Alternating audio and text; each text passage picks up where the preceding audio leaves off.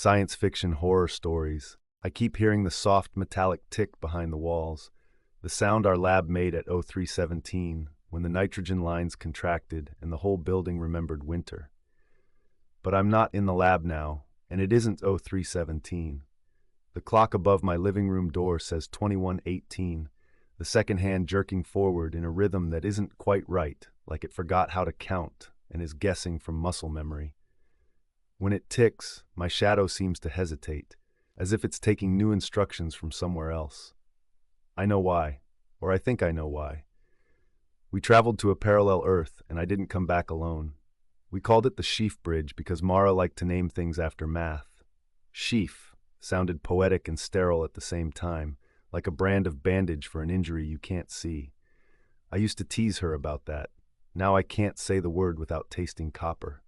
The bridge was a corridor between two brains, our reality and another that lived a fractional millimeter away along a dimension we couldn't point to. Not a wormhole exactly, more like an agreement between two universes that, for a few careful hours, their laws would hold hands. It took 6 years to convince ourselves the bridge wouldn't simply unzip both worlds. We tested with photons, then electrons, then with engineered microbes wearing fluorescent collars so we could watch them like glow-in-the-dark fish. Nothing exploded. Nothing turned inside out. The microbes divided, ate, and secreted on the other side, just as messy as here. So we went. There were 5 of us on the first traverse. Commander Hale, because every government loves a soldier in the room. Rishi, who built the field shapers and wore his stress in neat rows of pen marks on his palm. Jen, our first responder and skeptic-in-chief. Mara Ikeda, who could hold more dimensions in her head than I can hold grocery lists. And me, for my sins, the systems engineer who knew what to unplug when something hummed that shouldn't. We stepped into the compression chamber. White walls, a glass door that never quite lost the smell of autoclave. The bridge wound away from us, a pair of rails like a hospital corridor without a roof, light hovering between them like fog that had learned to stand upright. "You okay?" Jen asked, muffled through her respirator. "Define okay," I said, because fear makes me clever. Hale raised gloved hands. "We have 2 hours before the bridge's entanglement budget collapses. In at T-plo, out before T+120. If the return field degrades, we abort at T+90. If we lose anyone..." "We don't," Mara said, not unkindly. She checked the striations in the light, as if the bridge might be hiding a wrinkle only she could see. "The target gate should lead into their version of our compression chamber." "Should," Rishi echoed. "Odds are, fine." He looked at me. "You good?"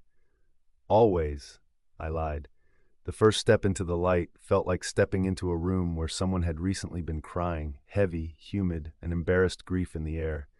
The rails trembled under my boots. The light brightened, dimmed, brightened. Then it was over, and my weight settled differently onto my bones. I felt heavier by 1%, enough to make my calves whisper. We were standing in a room that was ours, almost. The same white walls, the same glass door, the same scuffed rubber mat underfoot. The pressure gauge in the corner was the same make and model, but its needle hung 1 tick to the left, as if this world's zero was slightly less forgiving. The emergency shutoff lever wore a red sheath in our world. Here it was orange, the exact ugly orange of cheap life vests. I breathed in. The air had a bruised scent, ozone, a sweetness like a peeled orange left too long on a radiator, and, underneath, cinnamon. I saw the recognition flicker in Mara's eyes. "Schumann frequency's off," she said softly. "Listen." We all did. Our lab at home hummed at 50 hertz, a friendly city heartbeat you learned to ignore. Here the hum was 47 point something, and the difference turned everything uncanny, like a favorite song in the wrong key. Hale swept his light over the control desk. "No people," he said, as if narrating it could make the fact behave. "No host team." "Maybe their bridge failed or never existed," Jen said. "Maybe we're the only ones stupid enough to..." Rishi crouched by the desk, touching a coffee ring on the laminate. The mark was fresh enough that when he pressed a finger to it, it came away damp. He sniffed it. "It's coffee," he said, because we'd become the kind of people who needed to check that. On the whiteboard, someone had written equations that were cousins to ours, familiar symbols with accents in the wrong places, like an English sentence that fell asleep and woke up with a French mouth. There was a date in the corner, 2nd September. Today, by our calendar. The handwriting was almost mine. Same way of slashing my sevens. Different way of dotting the I. Hello? Hale called, knocking his knuckles on the door. The room answered with polite echoes. No footsteps. No breath. We watched the glass for a reflection that didn't belong to us. Saw only our own pale faces beneath our helmets. Mara touched the glass. It's warmer, she said, surprised. Do you feel that? They keep their chamber at 21.5, not 20, or their rads run hotter. Maybe the thermostat is broken, Jen said, too quickly. We did the checklist because fear is a checklist waiting to grow up. We anchored transponders to the doorframe, calibrated the return pulse with the bridge, checked our comms and our watches. My watch ticked at 60 out of habit. Here the light was insisting on a slower song. It made my skin crawl. Hale cracked the door. The hinge complained in a tongue our hinge never learned. The corridor outside was ours, gray concrete, institutional beige, ceiling tiles sagging slightly at their aluminum grid. A security camera blinked a red light at us. Its lens was a little scratched, as if someone had wiped it with the corner of their shirt too many times. Home sweet home, Rishi said with a smile that fought for its life. After you, Commander. We stepped out and the smell changed. Labs have their flavors. Solvent, dust, the faint underscent of burned fingerprints. Here it was as if someone had cleaned decisively and then left too soon. Disinfectant and damp like a flood had been bleached into submission. We moved in formation, our lamps painting the walls. Our boot soles squeaked. The squeak took half a second too long to come back to us, like the building had to remember how to echo. The little things built the terror. The vending machine at the end of the hall was the same make, but stocked with snacks I didn't recognize. An oatmeal brand with a name that made my tongue itch when I tried to pronounce it. A bottle whose label featured the same pictures as water, but insisted it wasn't. The poster about eye protection used a symbol for mandatory that was a circle with 3 bars instead of 2. The exit sign over the stairwell door glowed a green that was almost blue. Something moved at the edge of my sight. I turned, too slow. A knot in the concrete, a shadow cast by our own lamps, a fly exploring fluorescent light. But it had been at knee height, and it had gone the wrong way.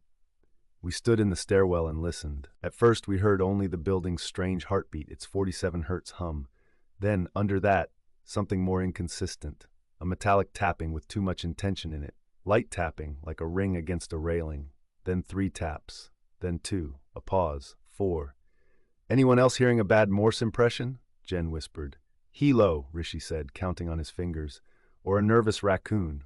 I swallowed. My mouth tasted like the bridge, overheated plastic, a sense that your saliva was trying to copy an error. We leave breadcrumbs, I said. Every turn, a transponder. We stick to our 2-hour window. We don't chase tapping. Copy, Hale said. But his lamp had already swung up the stairwell, following the sound. We went up. On the next floor, the lab doors had the same frosted windows, the same metal kick plates, the same habit of not closing quietly. Our lab D407 wore its number on a placard with a font that was almost ours, and somehow that was worse than if it had been entirely different. I swiped my card against the reader. The little light blinked, thought about it, and turned a non-committal amber. The cards won't work, Mara said. Magnetic stripe standards differ, or our names aren't in their system. She looked briefly, like a kid outside a candy shop that had stopped selling sugar. Manual, then, Hale said. He slid the lockpick he wasn't supposed to have from his sleeve and did the thing with concentration and quiet pride. Inside, the lab had our smell. It broke me a little to breathe it. There were our benches and our labeled drawers and the fume hood with the slight gouge in its plexiglass where I had, 6 months earlier, tried to open a jammed sash with the wrong screwdriver. The gouge sat 2 centimeters to the right of where it should have been, and the scratch dragged a little longer than my memory allowed. On the bench sat a paper notebook, open to a page, crowded with numbers and arrows. My hand reached for it without permission. My fingertips stopped a hair's breadth above the paper, the heat of my glove making the ink shine. I didn't touch. It felt like touching would be a kind of theft that mattered more than the world cared to forgive. Hello? Mara tried again, softer, as if a whisper would entice where a shout would frighten. We're visitors. We mean no harm. We're here to. The lights flickered. Not our flicker. Ours stuttered with age. This was precise. Off for .2 seconds, on again, then a long, steady burn. I stared at the ceiling and realized the tubes were a slightly different length than ours. Stupid differences grew teeth. Something's wrong with time here, I said. Or with us. Rishi nodded too fast. Noel, yes, but also the acoustics. Did you hear that? We all held our breath. The tapping started again, closer. Ting, ting, ting.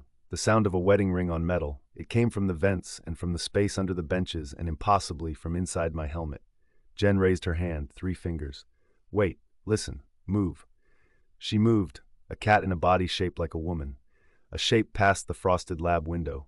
A vague human shape, a familiar height, a familiar way of holding a lamp. Okay. I said, because sometimes a word is a sacrament. We are not alone. Hale touched the door handle out of habit and then stopped himself. He met my gaze and waited for me to nod. He opened the door. The corridor was empty, but not quite. Our lamps probed a haze that shouldn't have been there, a film in the air like the ghost of steam. As it drifted, it made the wall-mounted AED look like an error in the hallway's rendering. I felt the weight of a gaze and swung my lamp to meet it. No one there. The feeling persisted a whole beat longer than my movement. When I turned, I caught my shadow turning slower than I did, like I was a badly dubbed film, and the shadow was reading the subtitles. Stay tight, Hale said, voice low. If they're here, they're...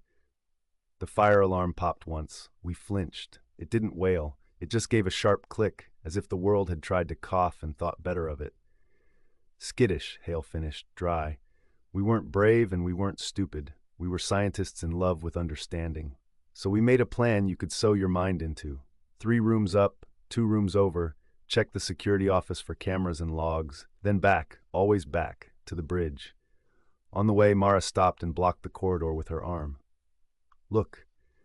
In the glass of a door, our reflections offered themselves. Hale's bulk, Jen's narrow shoulders, Rishi's habit of looking up when he was thinking, my own tired eyes. Mara pointed at her reflection.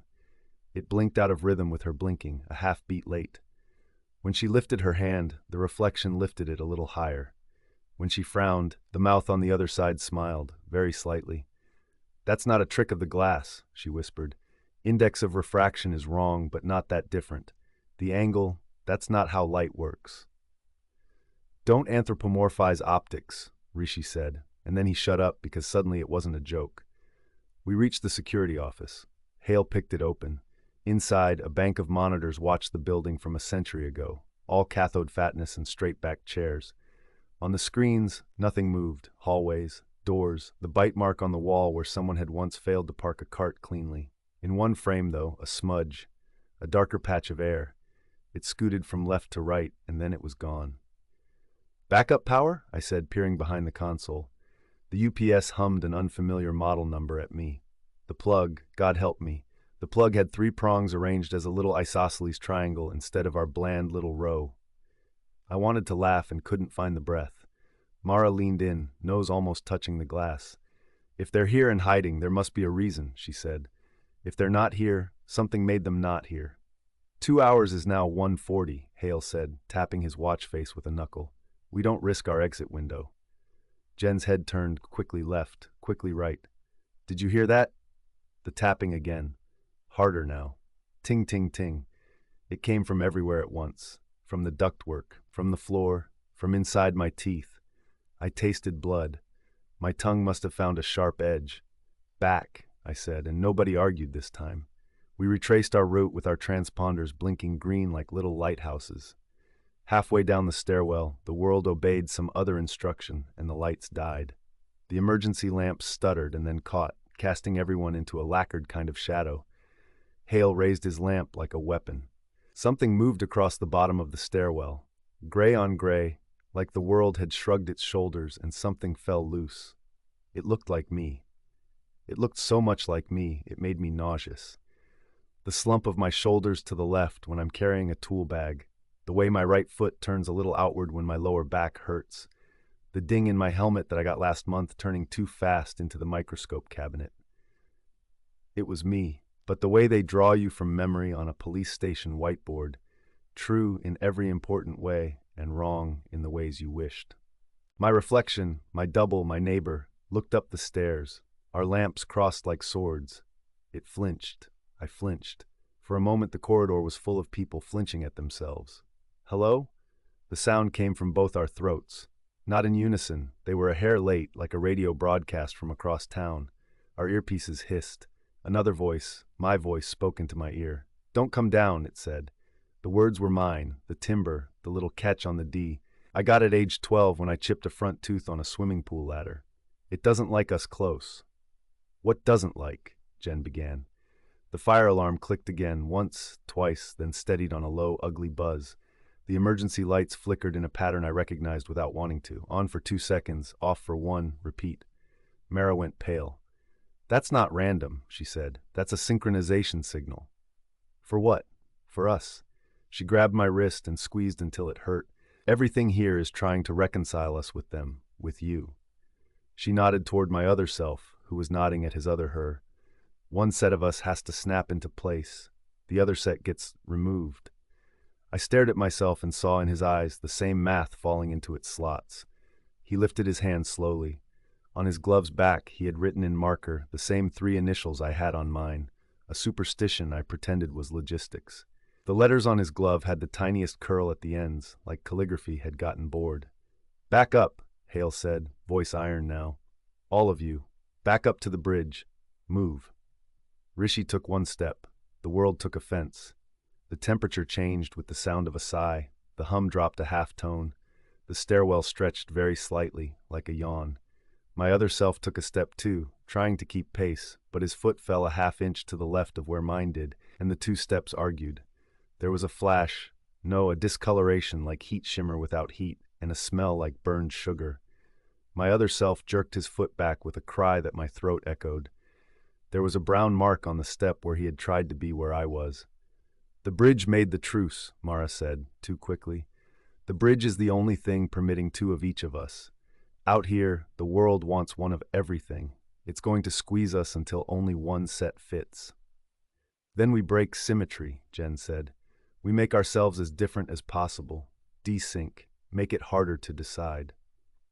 Mara already had her glove off. She drew a knife, I'd never seen her carry one, and sliced cleanly across her palm. Blood welled like a red flower. She gasped, then set her jaw. Different enough? She asked nobody. Across the stairwell, her other self was also removing her glove with a kind of horrified obedience. She hesitated. She didn't cut. She bit her lip until blood stood there, precise, like an apology. Hale pulled off his helmet. His other self did not.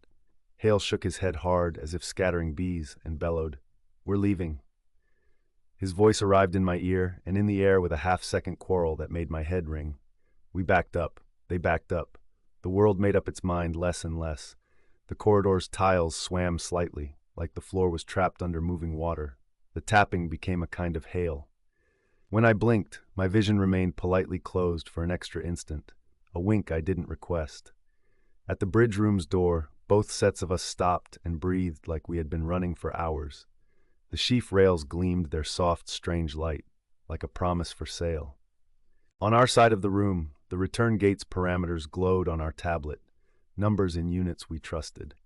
On theirs, their tablet, my tablet, a cousin to it, the numbers were wrong by tenths and twentieths, the way a song is wrong when sung by someone with perfect pitch but an alien organ. If we triggered both returns at the same time, both sets might collapse into the same space, and whatever made that brown scorch on the step would make something worse out of us. Staggered return, Mara said. 1 team goes first. The bridge can handle 1 set at a time. The world will settle around whichever goes. The other team waits until the bridge resets the budget. My other self shook his head slowly. If we wait, this place will eat us alive. Jen raised her hands, palms outward, toward her other self. We're not enemies, she said, voice warm and a little desperate.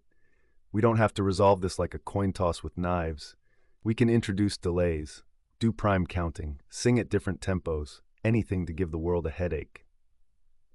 We could, my other self said, and in those 2 words I heard bone-deep exhaustion, mine in another voice. But the bridge budget is finite. It collapses at T plus 120, and if either side misses the window, we're both particles in a story problem. Hale stared at his own face across the room and found he couldn't read it. People always think you know your own expression, but you don't. You know the inside of it. Outside, it looks like a stranger wearing your bones. Jen made a decision first. She kicked the case of transponders under the bench, and the little lighthouses tumbled out like shining beetles. She grabbed one, snapped it open, ripped its antenna off. Asymmetry, she said, breathless. We make asymmetry. Enough differences piled up, and the world will have to pick a lane at random. We accept that risk. Or it glitches, Rishi said, hands shaking.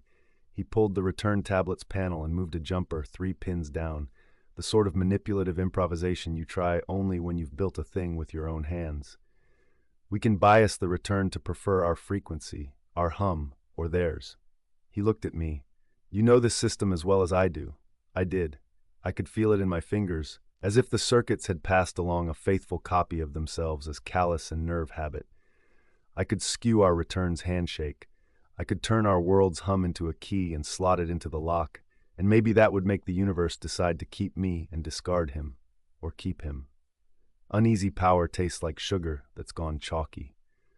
I met my own eyes. He watched me with a terrible tenderness, like my face was a tragedy he had learned to admire. From somewhere in the walls, deep as bedrock, came a long, slow groan. The room grew warmer, the light sharpened, our shadows deepened, and for one beautiful second, mine and his matched perfectly, like 2 lines hugging the same curve. I don't want to die, my other self said. He said it in a voice that didn't allow heroics. I don't want you to either. Me neither, I said. I found a laugh under my tongue and it came out wrong. Bad day at the office. Hale put his hand flat on the desk. The gesture provoked a reply. The fire alarm clicked twice. The bridge's light pulsed as if it could hear a drummer. Mara's eyes went wide. It's closing the loop. It's going to make this choice for us. Then we make it first, Hale said. We don't let the world decide. Time dissolved and reassembled in jittering layers like a hand of cards being clumsily shuffled. Later, I would find that the memory of what we did diverged from the others in details that mattered. But some things I know. I reached for the jumper to bias our return for us. My other self reached for his. Our fingers moved in opposite rhythms, like mirror dances. I cut my palm with Mara's knife. I don't remember taking it. And the pain was proof I could still modify myself faster than the world could edit me. Across the room, my other self slammed his helmet back on and sealed it with shaking, careful hands. A different asymmetry. Hale shouted, "On my mark!" And his other self shouted too. A half-second later, and the room rang like someone had struck the building with a fork. 3! Hale roared. The light flickered. 2! The tapping stopped. 1! In the empty beat between breaths, I made a choice so mean and so mundane that it changed everything. I reached into my pocket and closed my hand around the bolt I kept there, a habit from a year ago when I'd been fixing a centrifuge and never put the extra hardware away. The bolt was mine in the pettiest, truest way. I swallowed it, dry. It hurt. It made me cough. It was inside me, a wrong little star. I don't know why I did it. Asymmetry needs anchors. I gave myself a new mast to be anchored around. I gave the world something to weigh. Hale hit the return, and so did Hale.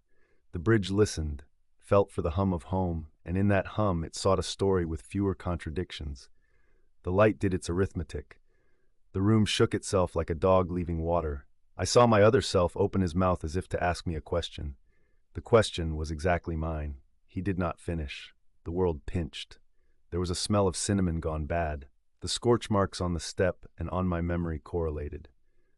The bridge took us. Coming back felt like waking after a fever. The air had the right taste. The 50 hertz lullaby of the city tucked me in, and the emergency signs glowed the green I'd grown up with. The lab greeted me with my gouge in the plexiglass, my water bottle with the dent near the lid, my 8 years of resentments like coats on a rack. There were 4 of us. Hale called the count without turning his head, the way you look in the mirror and wish yourself honest. Roll, he said. Me, Jen. Here, Jen said, sounding like her throat had been flayed and stitched again. Rishi? Here, Rishi choked. Mara? No answer. Hale closed his eyes. The lids quivered. He opened them. Mara? He repeated, softer, a man offering a second chance.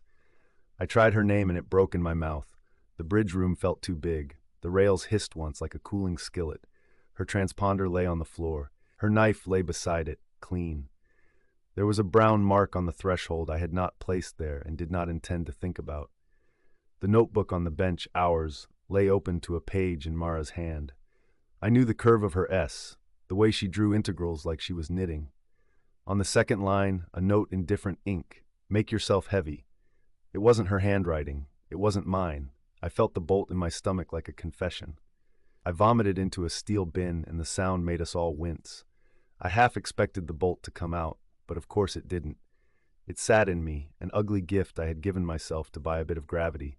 Hale sat down too fast and caught himself on both palms.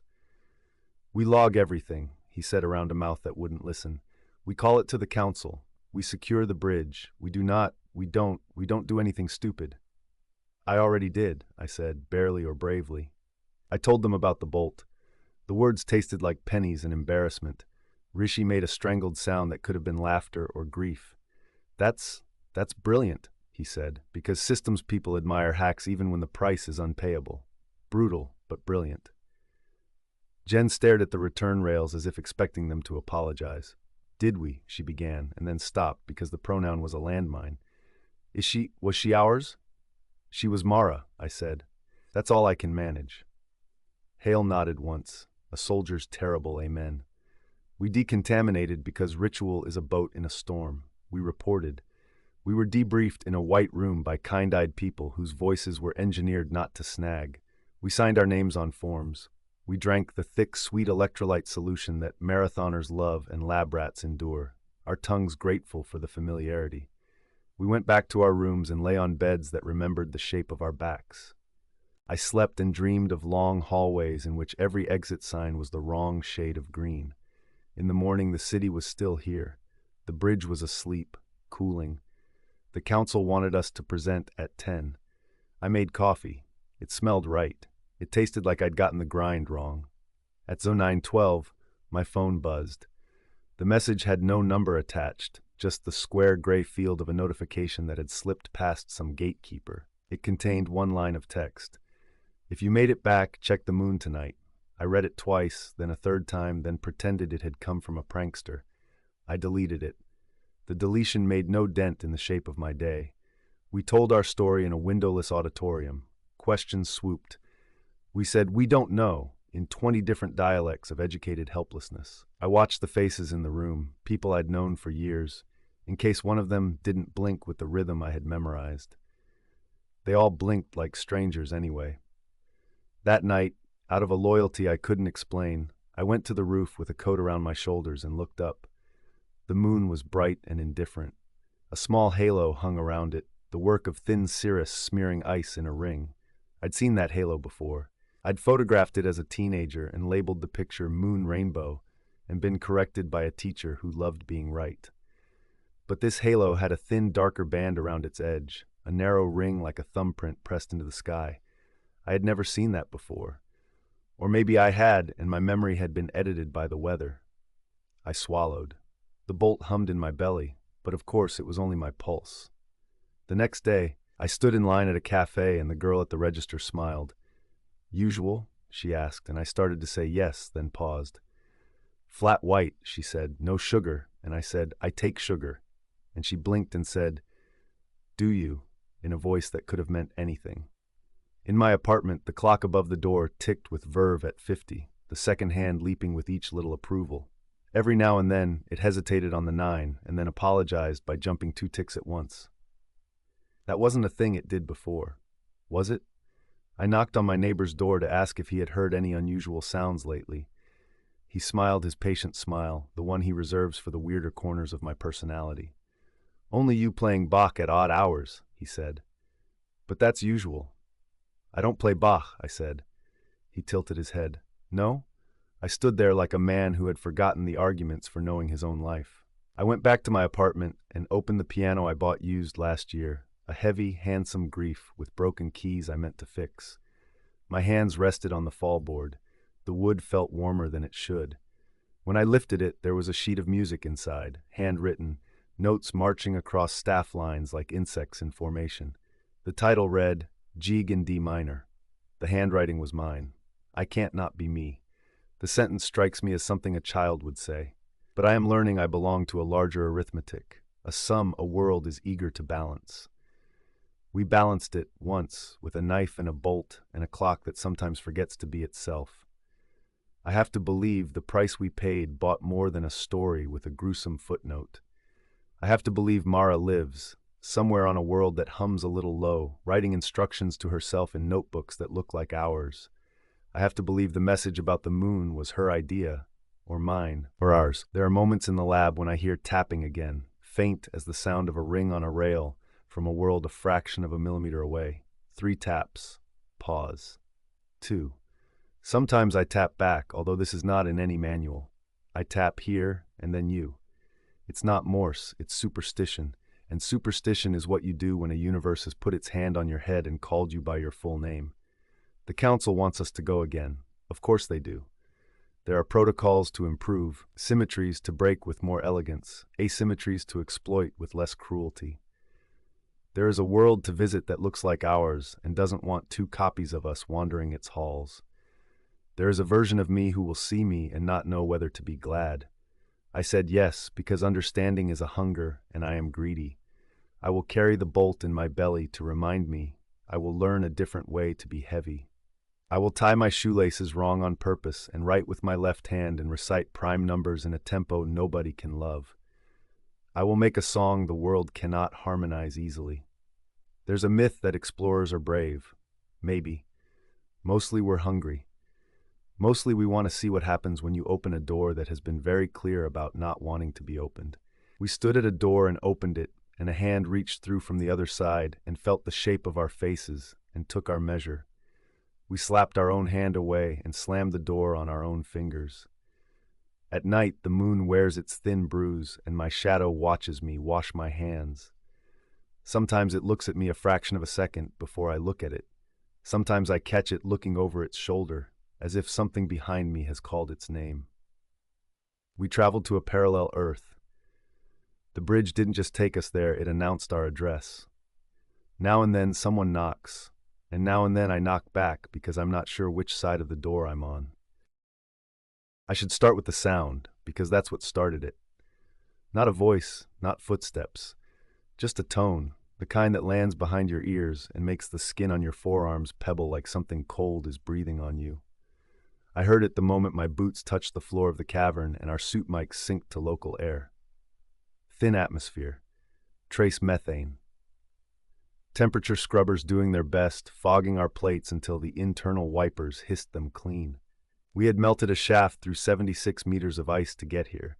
The melt bore left behind a cylinder of glassy walls full of threads and bubbles, like the inside of a colossal marble, only darker.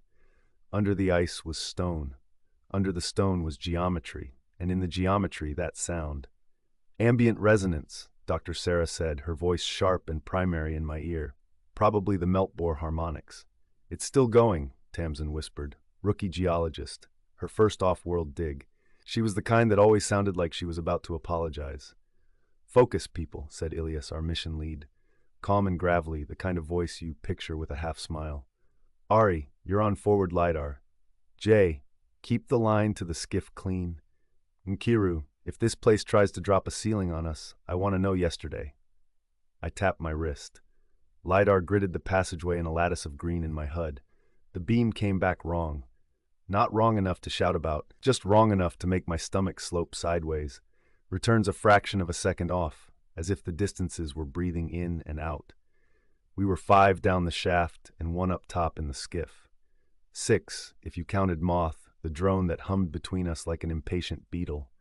Moth's optics could see from infrared to a whisper shy of gamma. Right then, Moth was blind in ways it shouldn't have been.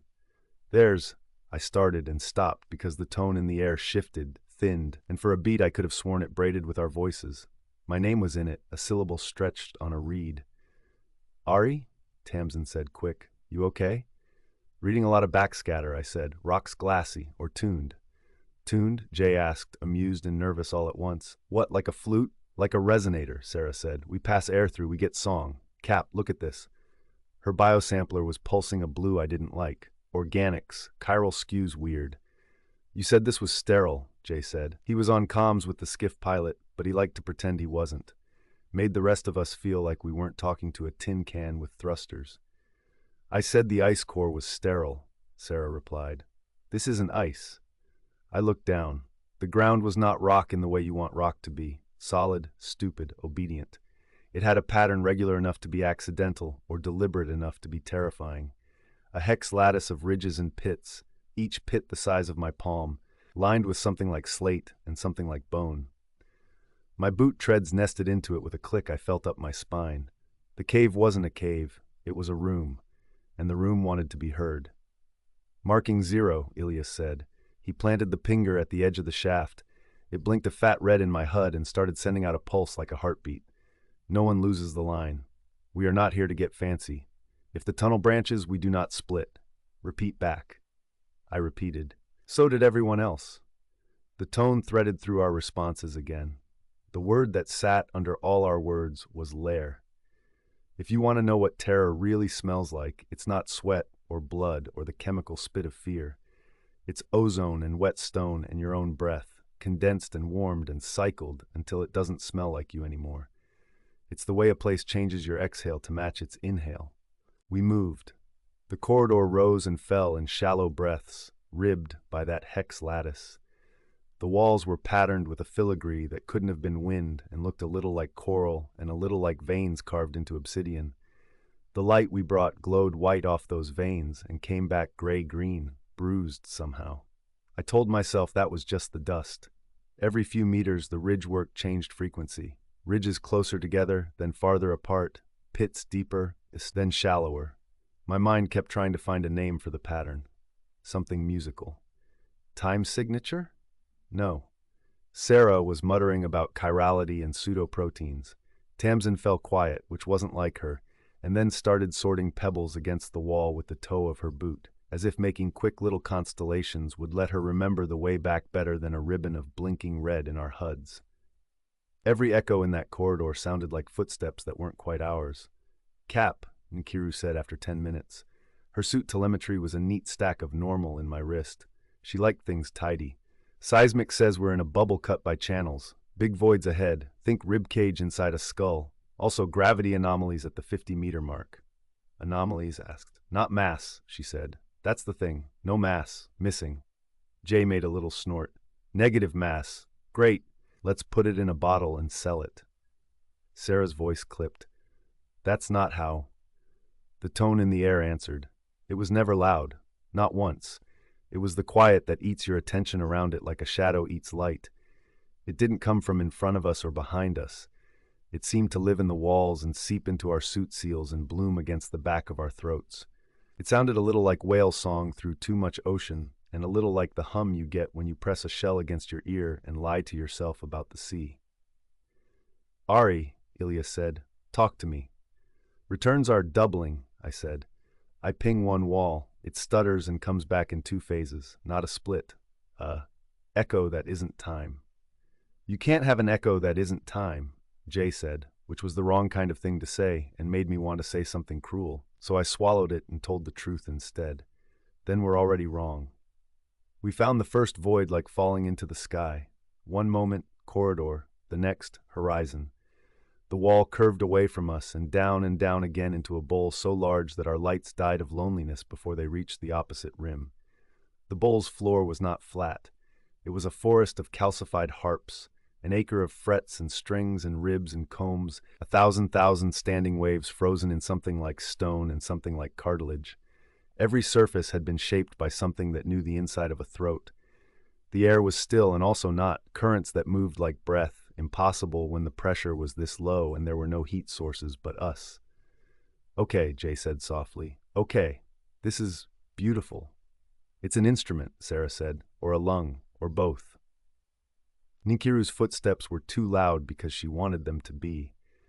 Ilias said nothing for a long while, like the delay between a bell being struck and your brain deciding you heard it. Then, marking 1, do not step into the bowl. Moth swooped out over the harps, humming, and vanished. I blinked. It was there and then it wasn't, and the space it had been in was not empty in a normal way. It was a lack that made you feel around your chest to make sure your sternum was still a shield and not a window. Moth? Jay called. No answer, not even static. Just a little twist in the tone the chamber was holding, like the bowl had plucked a note from a string, and the string had given it our drone as a gift. Recall, Ilias said, too late. There was nothing to recall. Something like dust rose and fell over the harps, as if a breath had passed across their field. The dust glittered with a color I don't know how to name. Not violet, not blue. A color like the taste of metal when your mouth bleeds. When you cut a bone, Sarah said, voice small, you can smell it. We're leaving, Ilias said. We mark, we leave, we vote once we're in the skiff with a coffee in hand. We do not do this tired. No one argued. We were the kind of team that had learned not to argue with a man who called coffee a safety protocol. We turned. The corridor we had come down was there, red blink of the pinger beating in our HUDs like a heart. It was 30 meters away. We took the first step back toward it. The tone folded. The blink shifted left by a centimeter, then a foot, then a meter. Ari, Ilias said through his teeth. You seeing that? Yes, I said, and tasted copper. The pinger is not moving. That's us. We're drifting? Jay asked. Vectors show 0, Kiru said. This isn't drift.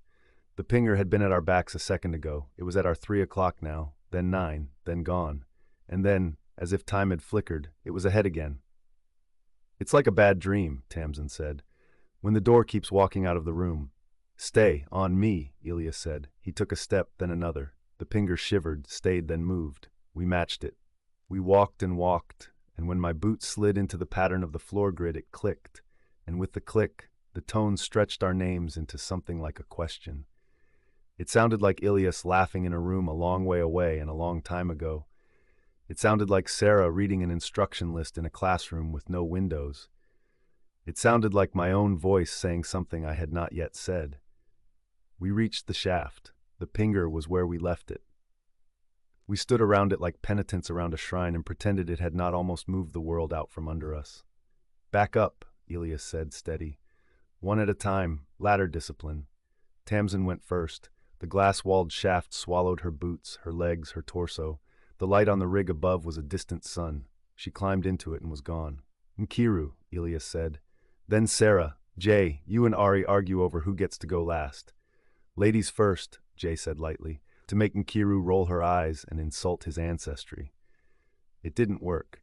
She just nodded and went into the shaft like the shaft was a mouth, and she'd accepted that mouths were how you got back into the world.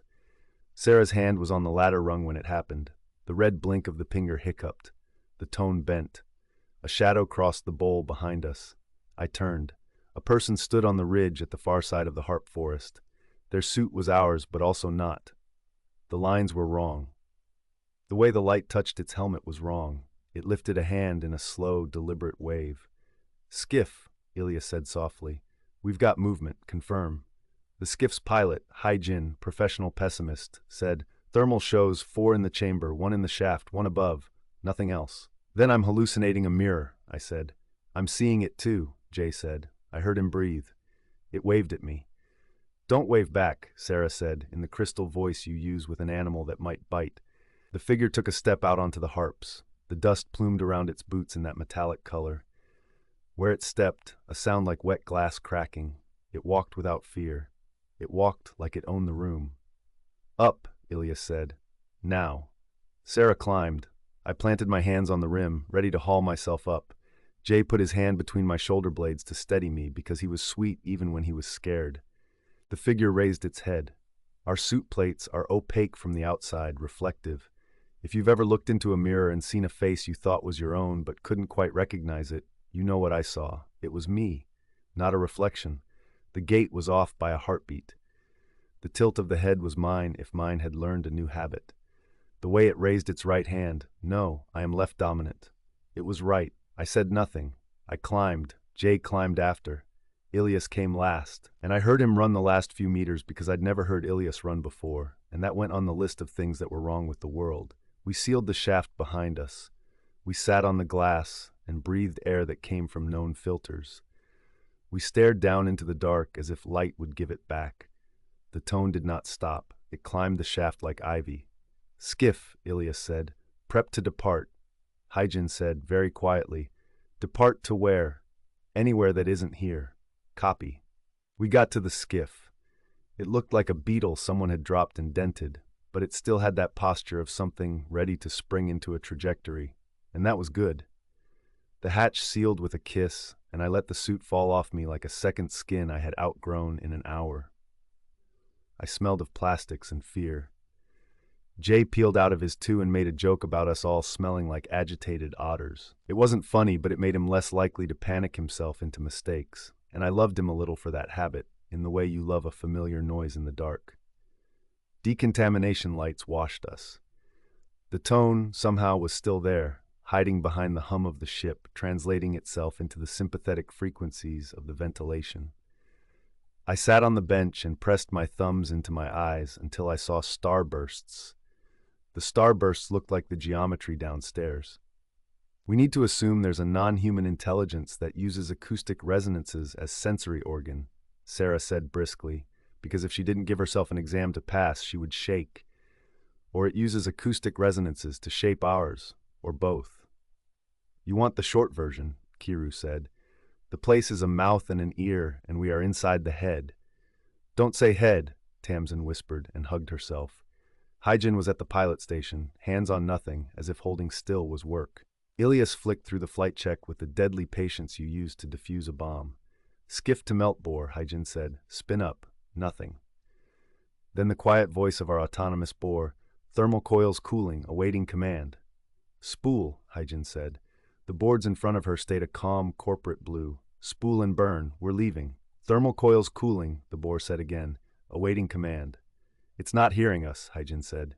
It is, Jay said. He tapped the console with a knuckle. He does that when he's thinking, like he's knocking on doors inside his own head. It's answering us, it's just not obeying. Manual override? Ilias asked. Gone, Jay said. No, not gone, rerouted. He stopped because he didn't want to say it. Say it, Ilias said. It's listening to something else. We all put our hands flat on different parts of the cabin. The skiff was metal and composites and a little glue and a lot of luck, but right then it felt like a thing with veins. I could feel the tone through the floor like an animal's purr. We brought it with us, Tamsin said, didn't we? Sarah was staring at her sampler. The chiral skew she had been muttering about was hugging the upper end of its graph. It's not just sound, she said. It's pattern. It's information. The geometry, the ridges and pits, they weren't decoration. They're a storage medium.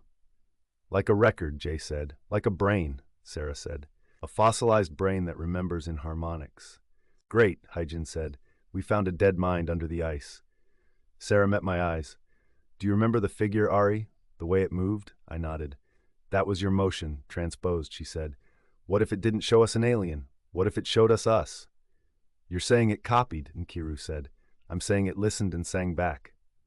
The tone said my name, Tamsin whispered. It said all our names. It has us, Ilias said finally. So what does it want? Something scraped along the hull.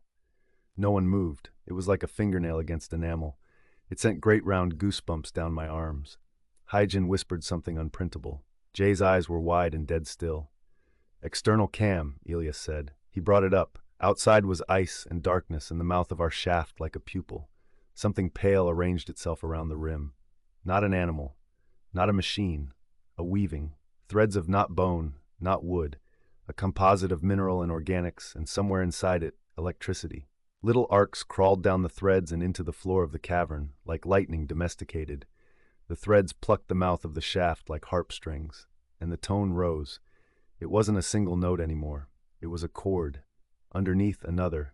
And below that, a shape of sound so low it sat in my gut. The skiff vibrated in sympathy. I think it's trying to talk to us, Sarah said, raw. I think we made the mistake of speaking first, and now it's finishing our sentences. Can we talk back? Hyjin demanded. We have been, Jay said, with our engines, with our pumps, with our bones. I saw it then. Not a thought, a pattern, the corridor that walked away, the pinger that moved, moth vanishing in a hole that wasn't a hole, the fissures in the geometry like the ridges inside a cochlea, the bowl of harps, Sarah's sampler blue, the tone folding our names. The lair wasn't a nest where some beast slept. It was a trap made of attention and resonance, designed by something that grew in layers and walls and frequencies. It hunted not with teeth but with echo, turning listeners into part of its instrument. and it hadn't been empty. We'd woken it by waking ourselves inside it. "Turn it off," I said. "What?" Haijin asked. "Everything. The fans, the life support. No, not that. The pumps, the leak sealer, the auxiliary, anything that hums, anything that sings. That's everything," Jay said. "Then we give it one note," I said, and touched the pressure valve next to my seat. "One it can't play back." "Explain," Ilias said. "Destructive interference," I said. "It can match patterns and sing them back. Let's give it nothing to match but a single flat line at full amplitude. We flood the shaft with white noise." Sarah shook her head. "White noise is all frequencies. That's what it eats." "Then we give it a sine wave," Jay said, catching the thread. "An idiot tone, and we modulate it with the opposite of whatever it sends. If Nkiru can get me seismic, and Sarah can give me the harmonic series of that bowl." "I can," Sarah said. "I think." Nkiru was already moving. "If I overdrive the deck shakers," she said, "I can make the skiff the world's worst speaker." "Do it," Ilias said. "Jay, you've got 10 seconds. "I'll take 11, Jay said, because he couldn't help it, and then he wasn't making jokes. His hands were a blur, and his face went blank, the way his face goes blank when the part of his brain that talks to numbers on the first name basis is doing violence. The tone outside the hull pressed closer. It was a hand on a door. It was breath under a crack. The threads around the shaft tightened and sang together, a net that wanted to catch every note we made. "Ready," Jay said. "Do it," Ilias said. The skiff groaned like a whale in the plates, and the air in my lungs vibrated until I tasted iron again. Every loose thing in the cabin jumped. The lights flickered. The pressure valve at my elbow shook. Outside, the threads around the shaft convulsed like something had driven a spike through their palm. For a second, the cord outside multiplied, folded, fought. The sign we were sending spread out and looked big and dumb and bare. The Lair tried to cover it with harmonics, to pull it apart and reweave it. Jay took the opposite of those and fed them back in a loop. Interference is a neat word. What it feels like when you're in it is a quiet happening too fast. The chord went out of tune. The tone went noteless. The pressure in my head fell like a dropped thing. "Now," Haijin said, teeth set. "Melt bore. Burn." "Thermal coils online," the bore said, very softly and gratefully, the way a thing speaks when you take your hand off its mouth. Heat kicked. The glass of the shaft shivered and cried and turned to water. The threads scraped at the hull again, angry and jagged. A crack jumped through the ice overhead like a vein in an unsteady hand. We lifted. The skiff didn't so much fly as refuse to stay. The cavity we'd opened filled with steam and stone dust that froze mid-swirl and fell like new snow. The threads let go and whipped back, and for a heartbeat one caught a seam and skinned a line of composite off like rind, then snapped and fell away. We punched into brightness. The world up here was white and flat and honest. The sky was a slash color, thin as the edge of a knife. The skiff's legs stuttered along the ice, found purchase, then slithered free on reaction jets that were suddenly very dear to us. "Home," Ilias said. "Now, we warn, we quarantine, we—" "Home," Haijin said, and put us into the sky. Tamsin laughed. It wasn't a happy laugh. It was the sound a person makes when you take your hand off their mouth and they start to cry, and it comes out wrong. "We did it," she said. "We did it." In the long minute before the skiff docked with the shuttle, we sat together and listened for the tone. It didn't come. The cabin was full of familiar noise. Fans, pumps, Ilias's breathing slow, Sarah's sampler making a small, contented ping as it drew a blank on anything interesting. Jay's knuckle tap, tap, tap, quieter with every tap as his nervous system unclenched. We were safe. We told ourselves that. On the shuttle, after decon and quarantine protocols and a silence from command that meant they were doing the political math of whether to call this a discovery or a hazard, Sarah corralled us into the galley. It was a tiny tin room with a window that showed us the black and the dot of the research vessel and the stripe of the moon, and below that the curve of the gas giant we'd been orbiting like a shy fish all week. The coffee was foul and perfect. Haijin put hers down untouched and folded her hands. "We were wrong about the dead mind," Sarah said. She looked like she had not slept in a year. Her pupils were a matched pair of full stops. "Whatever that was under the ice, it was not dead." "What do you want to say?" Ilias said. Not a question, more a gift. "I want to say this," she said, and took a breath so controlled it sounded mechanical. We think of lairs as nests, safe places, a predator's home. But the thing about nests is they are soft on the inside and hard on the outside. That place is the opposite. Soft to draw you in, hard to keep you there. We called it a lair because we assumed a single creature, a singular animal. I think we found something else. A colony, Kiru said. A lattice, Jay said. A choir, I said, and didn't know why until the word left my tongue and I felt the shape of it in my mouth. Sarah nodded. A chorus, built of parts that were not living in the way we are, but that learned to use resonance as memory and resonance as reach. It listens, it repeats, it learns. And I think when we spoke, she tapped her throat, it found a way up. You think it's in the skiff, Hyjin said, barely moving her mouth. No, Sarah said, then very softly, I think it's in us. Silence. Then Jay, trying to make it not be a curse. How? Not infection, Sarah said quickly. Not something we can quarantine in a tube. A pattern the brain makes when it hears certain things. A shape the scalp records when a sound passes through bone. The resonance of the bowl, it's like an earworm, but structural. An earworm that could steer people, Ilias said. If it learned, Sarah said. We sat with that. The window looked like a hole. The coffee smelled like bitter courage. Tamsin cracked her knuckles one by one. They sounded too loud. Listen, Nkiru said. We did. Because that was our problem. Under the fan noise, under the pump hum, under the blood swoosh in my ears, something shifted. It was not the tone. Not yet. It was our own noise, aligning. Hyjin's finger tap on the table started to fall into time with the vibration of the panel by my knee. Tamsin's breath caught on the off beat. Jay's teeth clicked once and his jaw relaxed and clicked again a second later. It was nothing. It was the kind of nothing that turns into something if you watch it long enough. I reached up and turned off my mic. The world got smaller. My own breath got large. The others' voices came through tinny and distant, the way real life does when you're under an ocean of your own head. The hum did not stop. It never stops. You don't notice a hum until it's taking you somewhere you didn't plan to go. I took the little multi-tool from my pocket. I looked at Sarah. She watched me and understood and nodded. Once, a word with her neck. Yes. I pressed the multi-tool against the skin behind my left ear. The implant there was for convenience. We all had one. Half the time we forgot it was part of us. I didn't forget. I knew exactly where the housing sat, just under the skin and just above the bone. I took a breath. I pressed until the point bit the membrane. It would scar. Then again. The tool clicked. A jolt went down my jaw. The world tilted. The hum changed. Not for the others, for me. Ari, Hyjin said, alarmed. What are you? What did you? I made it dumb again, I said, through a mouth that felt borrowed. My head, if it wants a path in, it's not getting the one I know how to give. Everyone out of the implants, Ilias said, that command voice like a beam. If you can safely. Now. Jay swore softly, tender like a prayer, and did it. Nkiru did it as if she'd been planning to anyway. Tamsin had to be helped. Sarah did not touch hers. She smiled at me, small, and shook her head. It's not only through the implant, she said. But it helps. Good call. You think it will keep singing? Hyjin asked. Up here? I think, Sarah said and stopped. She put her hand on the table and made her fingers tap a rhythm. It was nothing. It was almost something. I think it will try. If we give it back the same song, it will learn it, so we don't. Meaning? Nkiru asked. We scatter, Sarah said.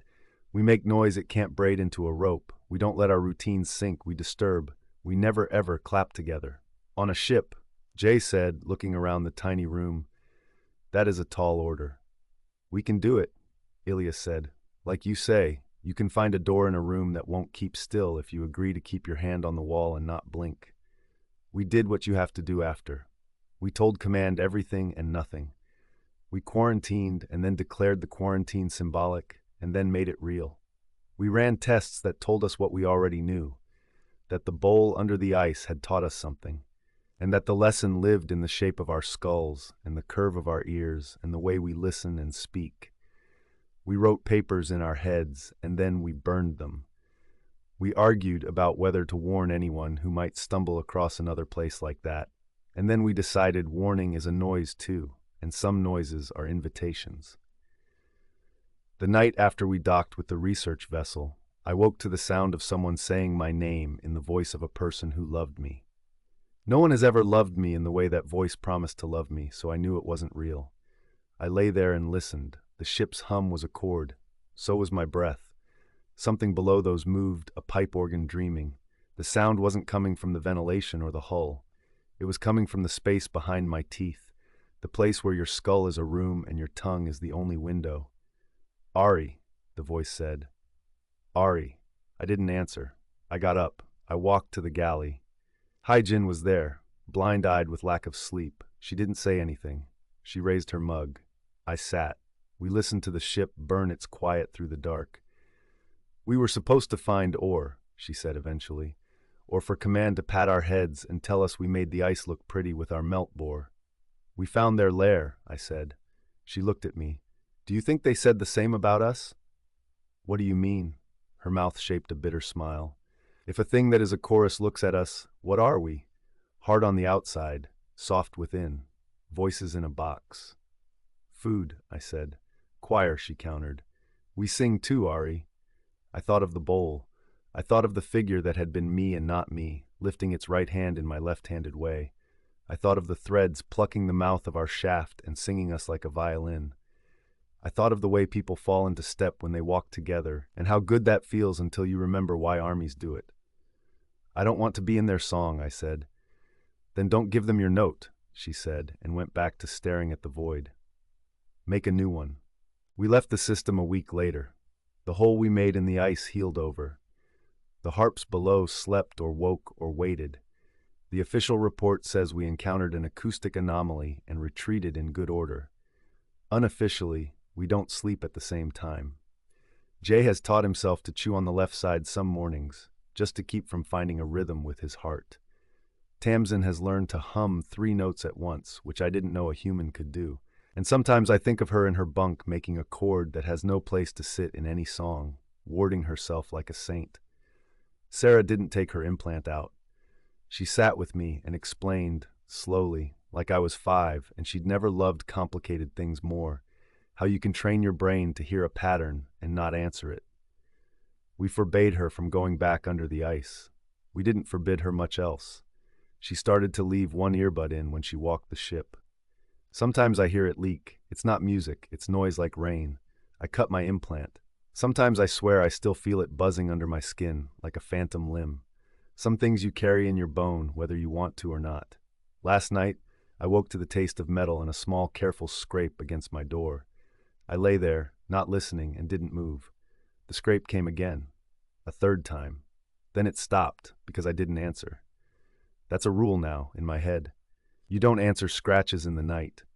You don't clap to songs you didn't choose. You don't wave at mirrors. Toward morning, I drifted down into the kind of sleep that has you walking around in a place you left behind. I was back under the ice. The bowl of harps was full of fog and light, as if a sea had climbed up from the core and cooled its skin against the ridges. The figure stood across from me, bathed in a color like the taste of metal. It lifted its right hand and did not wave. It touched the air between us like you test a window. Then it lowered its hand and turned away, and the harps sang under its boots. I woke with my tongue stuck to the roof of my mouth and my palms sweating into the sheets. The ship hummed. The fan clicked. I lay there and made myself breathe in 3s, 4s, 5s, then broke the counts on purpose and made an ugly noise at the back of my throat until my heart stopped trying to march, because I had learned a thing and I wanted to live. In the mess, Hyjin had written 2 words on the wall where no one from command could see them. She had used a marker that smelled like high school and office supplies. The words were not a warning. They were a ritual. They were the truth we had chosen. Don't harmonize. People ask, someday they will, if we ever publish, if there are still people, what the Lair was down there. An alien, a trap, a song. I will answer the way you answer when you know the words will be recorded and carried and maybe sung back. I will say, we found something that lives in the way the world shakes. We stepped where its ear was. It learned our names. Then maybe I will say, we left for now. And I will not say out loud that sometimes when I'm alone I hear our pipes whisper, not the tone, not the chorus. Just a tiny kindness in the way the hull holds itself, like a throat clearing. It is nothing. Almost. This morning in the hum at the edge of the galley window, I could have sworn I heard it again, very soft. Not a word, a shape behind the word, my name unrolling like a sail in a wind that had come a long way. I didn't answer. I went on making my coffee, 1 spoon of powder, then half, then 2, on purpose, out of time with my heartbeat. I tapped the mug once, twice, then didn't tap a third time. Hyejin wandered in, her hair a cloud, her eyes a warning. She set her mug down and didn't take her hand away from it until the mug warmed her palm. Then she picked it up and sat and looked at nothing. I sat too. We were a choir of 2, singing different songs in a room that wanted to make us the same. When I finish this report and put it away somewhere, no one will find it until after I'm out of the business of breathing. I will go back to the window and listen for a while, and not hear anything but metal and pressure and my own bones. Maybe the lair will wait. Maybe it will grow new threads and pluck another shaft mouth out of the ice when it hears a stray microwave or a transport's footfall. Maybe we will never go back. The truth is this: I miss the bowl. I miss the way it made stillness feel like a decision. I don't want to become part of it. I don't want to teach it how to sing me. But in the space between the hum and silence, there is a place that feels like putting your ear against the chest of a sleeping animal and feeling the heart knock against bone. Maybe that is all it was. Maybe that is all any lair is, a lesson in how to take your own pulse. We found their lair, and we left it, for now. If you go, if you must, keep your step uneven, keep your breath broken, don't clap, don't wave, don't listen too hard. And if you hear your name sung in a voice that sounds like home, do not answer. Or if you do, make sure the song that comes back is one you meant to teach. I had been practicing the speech since we left Neptune. On the 4th day of real time, in the murmur of the drive and the floating dusk of my cabin, I whispered it again to the porthole glass. If you made us, then you already know our questions. If you did not, then what we are about to ask will sound like the word before language, the breath before sound. We come to listen. It felt ridiculous, rehearsing for an audience that might be a myth. But the ritual kept me steady, gave me a handhold against the wobbling idea that a species could drag itself up from mud and fire and then cross void enough to find its maker. The mission doctrine warned us to expect nothing. The funding board expected everything. We called the destination the Basilica. The name had leaked from a survey drone's telemetry, high Q factor under infrasound stimulation, resonant cavities nested like Russian dolls, symmetry almost ecclesiastical, no visible seams, no propulsion scars. It drifted at the Kuiper's ragged edge at 46 astronomical units, reflecting sunlight with the dull sheen of bone. The trajectory suggested it had slipped into the system long before our kind invented steam. Our ship, Lark 12, was a needle built around a throat of fire, a fusion-breathing insect carved by committees and dreamers. The 6 of us were a compromise too: pilot and engineer and security and xenotation specialist, a priest of physics, and me, Mara Ikeda, nonlinear linguist and cognitive historian, invited because if the Basilica housed a text, I might coax meaning from it. A 7th presence, the ship-mind Argus, watched us all with a patient blue eye. We arrived on day 19. The sun was a shriveled coin out here. On screens it barely made a dent in the black. Gravimetric reading? Captain Lan asked. Nothing that shouldn't be there, said Ebo, our systems engineer. He liked braiding, and the ends of his hair had beads. When he got nervous, he clicked them in sequence. The little tapping sounds made the bridge feel like a place where people lived. Mass estimate puts the Basilica somewhere between Manhattan and Olympus Mons, depending on hollowness. Very hollow. Surface temperature? 3 Kelvin plus solar lash, said Cheld, the physicist. He sounded reverent, like he was unwrapping a relic, basking in the afterglow. Any EM?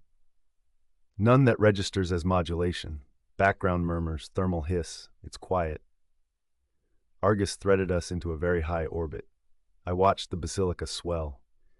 It was not a sphere. It was not any simple geometry. Think of an icosahedron melted and then cooled during an earthquake, a platonic ideal with a migraine. Its planes were not planes but shallow curvature broken by lines that could have been seams but weren't. On magnification, they went down to the grain of atoms. In places it looked like a calculus surface, like the graph of a function that could never be plotted with human hands. The first contact was touch. Lark 12 kissed a valley between ridges and clutched with micro-latches. Our suits were older than our jokes, and each of us had a ritual around the seal. O'Neill muttered a Catholic prayer, Ebo clicked the beads, Keld checked environmental telemetry twice, then twice again.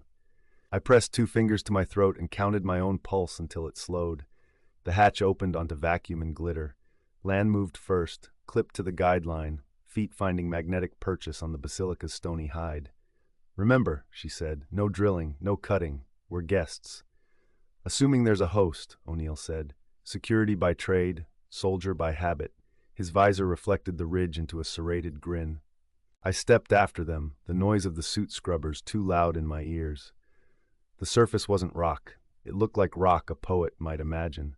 The idea of basalt hammered to perfection. It had a very faint grain, a kind of velvet nap. When I brushed my gloved fingers across it, it caught the light and then swallowed it. Ebo had the scanner bag at his hip. He placed a sensor puck on the surface and pressed. The puck sank through the top few microns and then stopped. Readout fed his wrist with a green glow. Composition is weird, he said. Not metal, not ceramic. This matrix is full of phononic band gaps. Kjeld's voice came warm and close in my ear. It's a sound machine.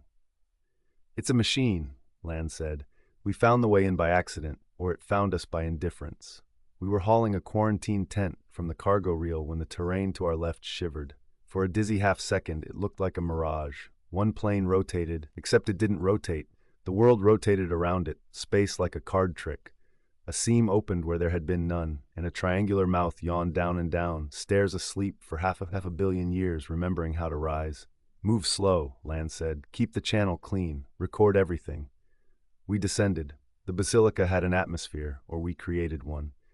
The first chamber floor was dustless, polished as if by wind. The stair throat was scaleless at first, an absence.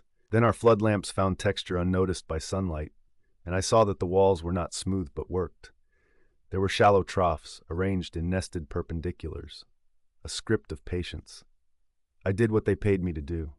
I traced the grooves with the lights on my wrists, let my brain align the patterns and seek their mirror in human language. Not letters, not graphemes. The pattern looked like constraint more than speech. A matrix of allowable moves, like the rules of Go carved into stone rather than the game itself. A syntactic field, if the words syntax and field meant anything in a place like this. Argus spoke in our ears. Interior pressure is negligible, but the subterranean cavities hold their temperature with an efficiency that exceeds my model predictions. Sound propagation here will be unusual. O'Neill rapped his knuckles on the wall. A bell hum soaked the stairwell, too low to hear properly, more felt in bone than comprehended. We'll pitch camp here, Land said, and we did. We bubbled a tent against a wall that did not acknowledge us. We took off helmets and breathed our own air under the basilica's silence. It was not haunted. It was worse. It was uninhabited by anything that knew we were alive. I heated water. I sipped tea. It tasted like the ship, like metal water recycled 1,000 times. The tent glowed soft omen yellow. Beyond it, the stone drank our flood lamps and returned nothing but the whisper of our own motion. First order, Land said. She could turn any riot into a checklist. Flight plan for the guts. Teams of 2, no farther than 300 meters from base without a repeater coil. Tag every junction. If you see something that looks like a mechanism, don't touch it with anything but your eyes. Argus? I'm your ghost, Argus said. He had a way of sounding droll without any change of pitch or wording. I have distributed 10 microdrone motes to map vibration patterns. They will be your breadcrumbs. We paired off. I drew Ebo. We followed a corridor that curved like a river.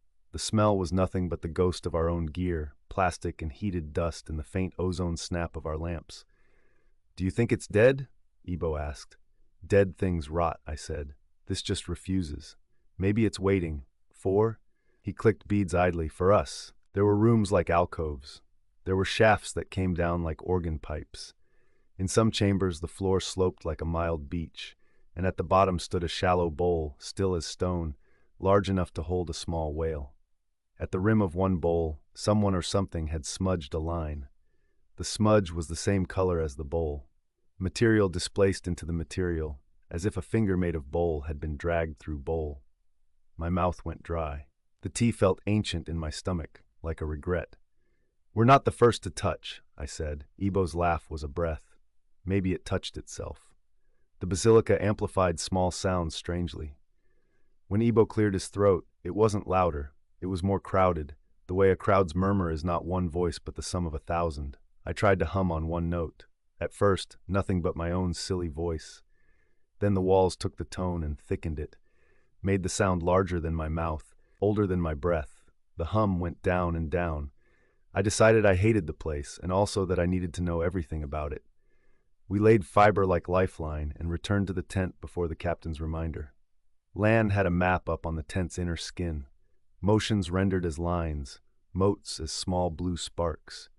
Kjeld had found something like a window in the stone, not clear but milky. His lamp made it brighter without making it transparent.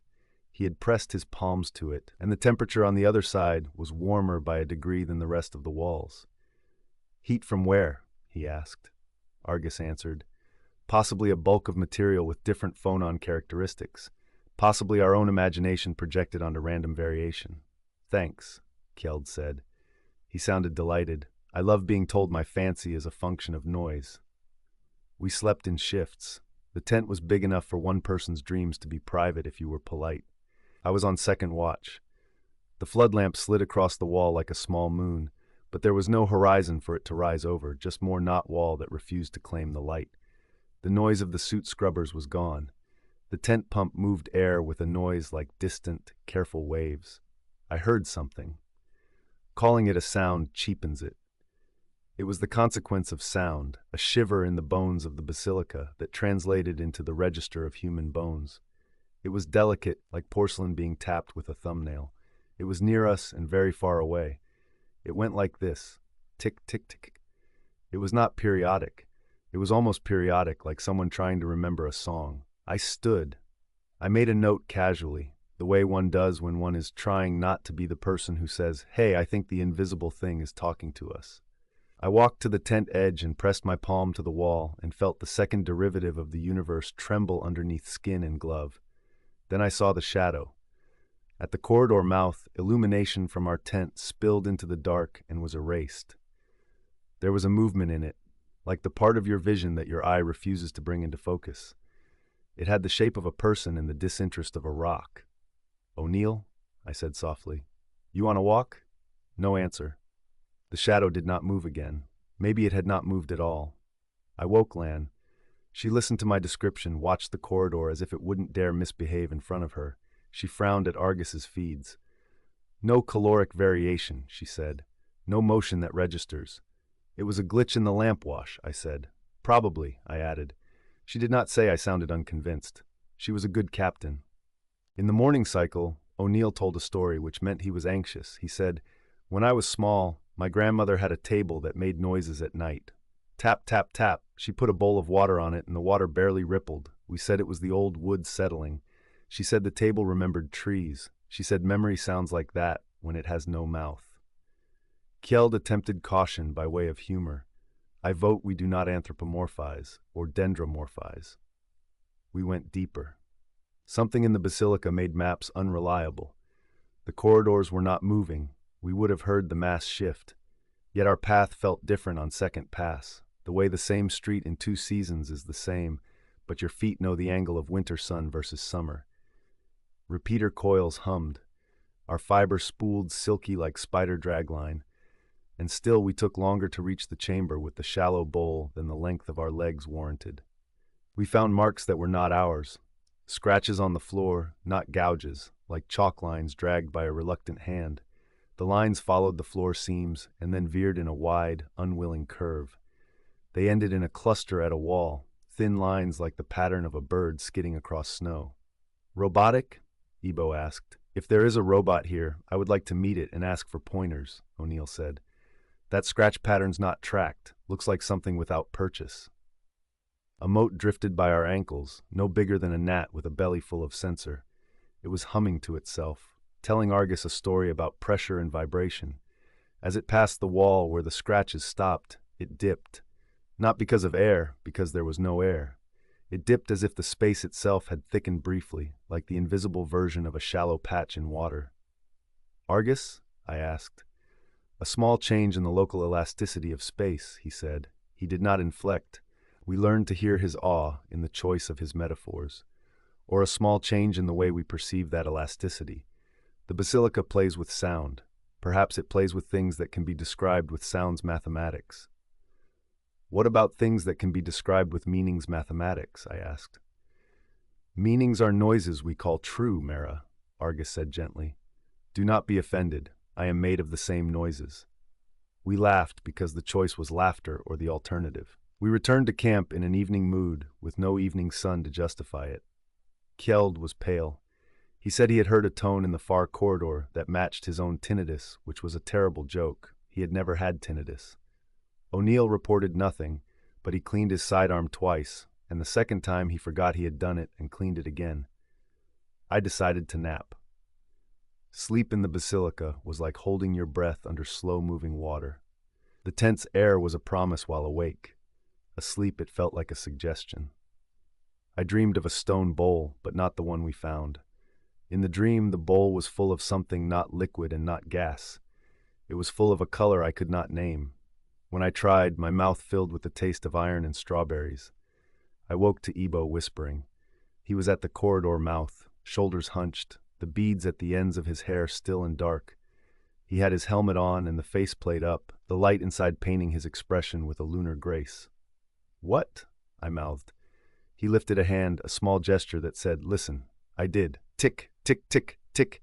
It came from below. It came from above. It came from the stone. It came from the skin behind my ears. "Lan," Ebo said softly, "please come." We followed the tapping like we were following a child in a maze.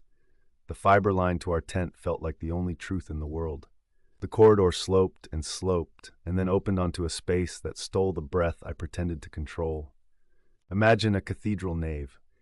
Now imagine we built churches to lodge inside whales. The chamber was long and high, and its walls wove in and out in patterns like wind in wheat fields. Our lamps found scrolled ripples, interfering, standing waves turned into architecture. The floor bowed in the middle to a bowl so wide that looking at it made my stomach tilt.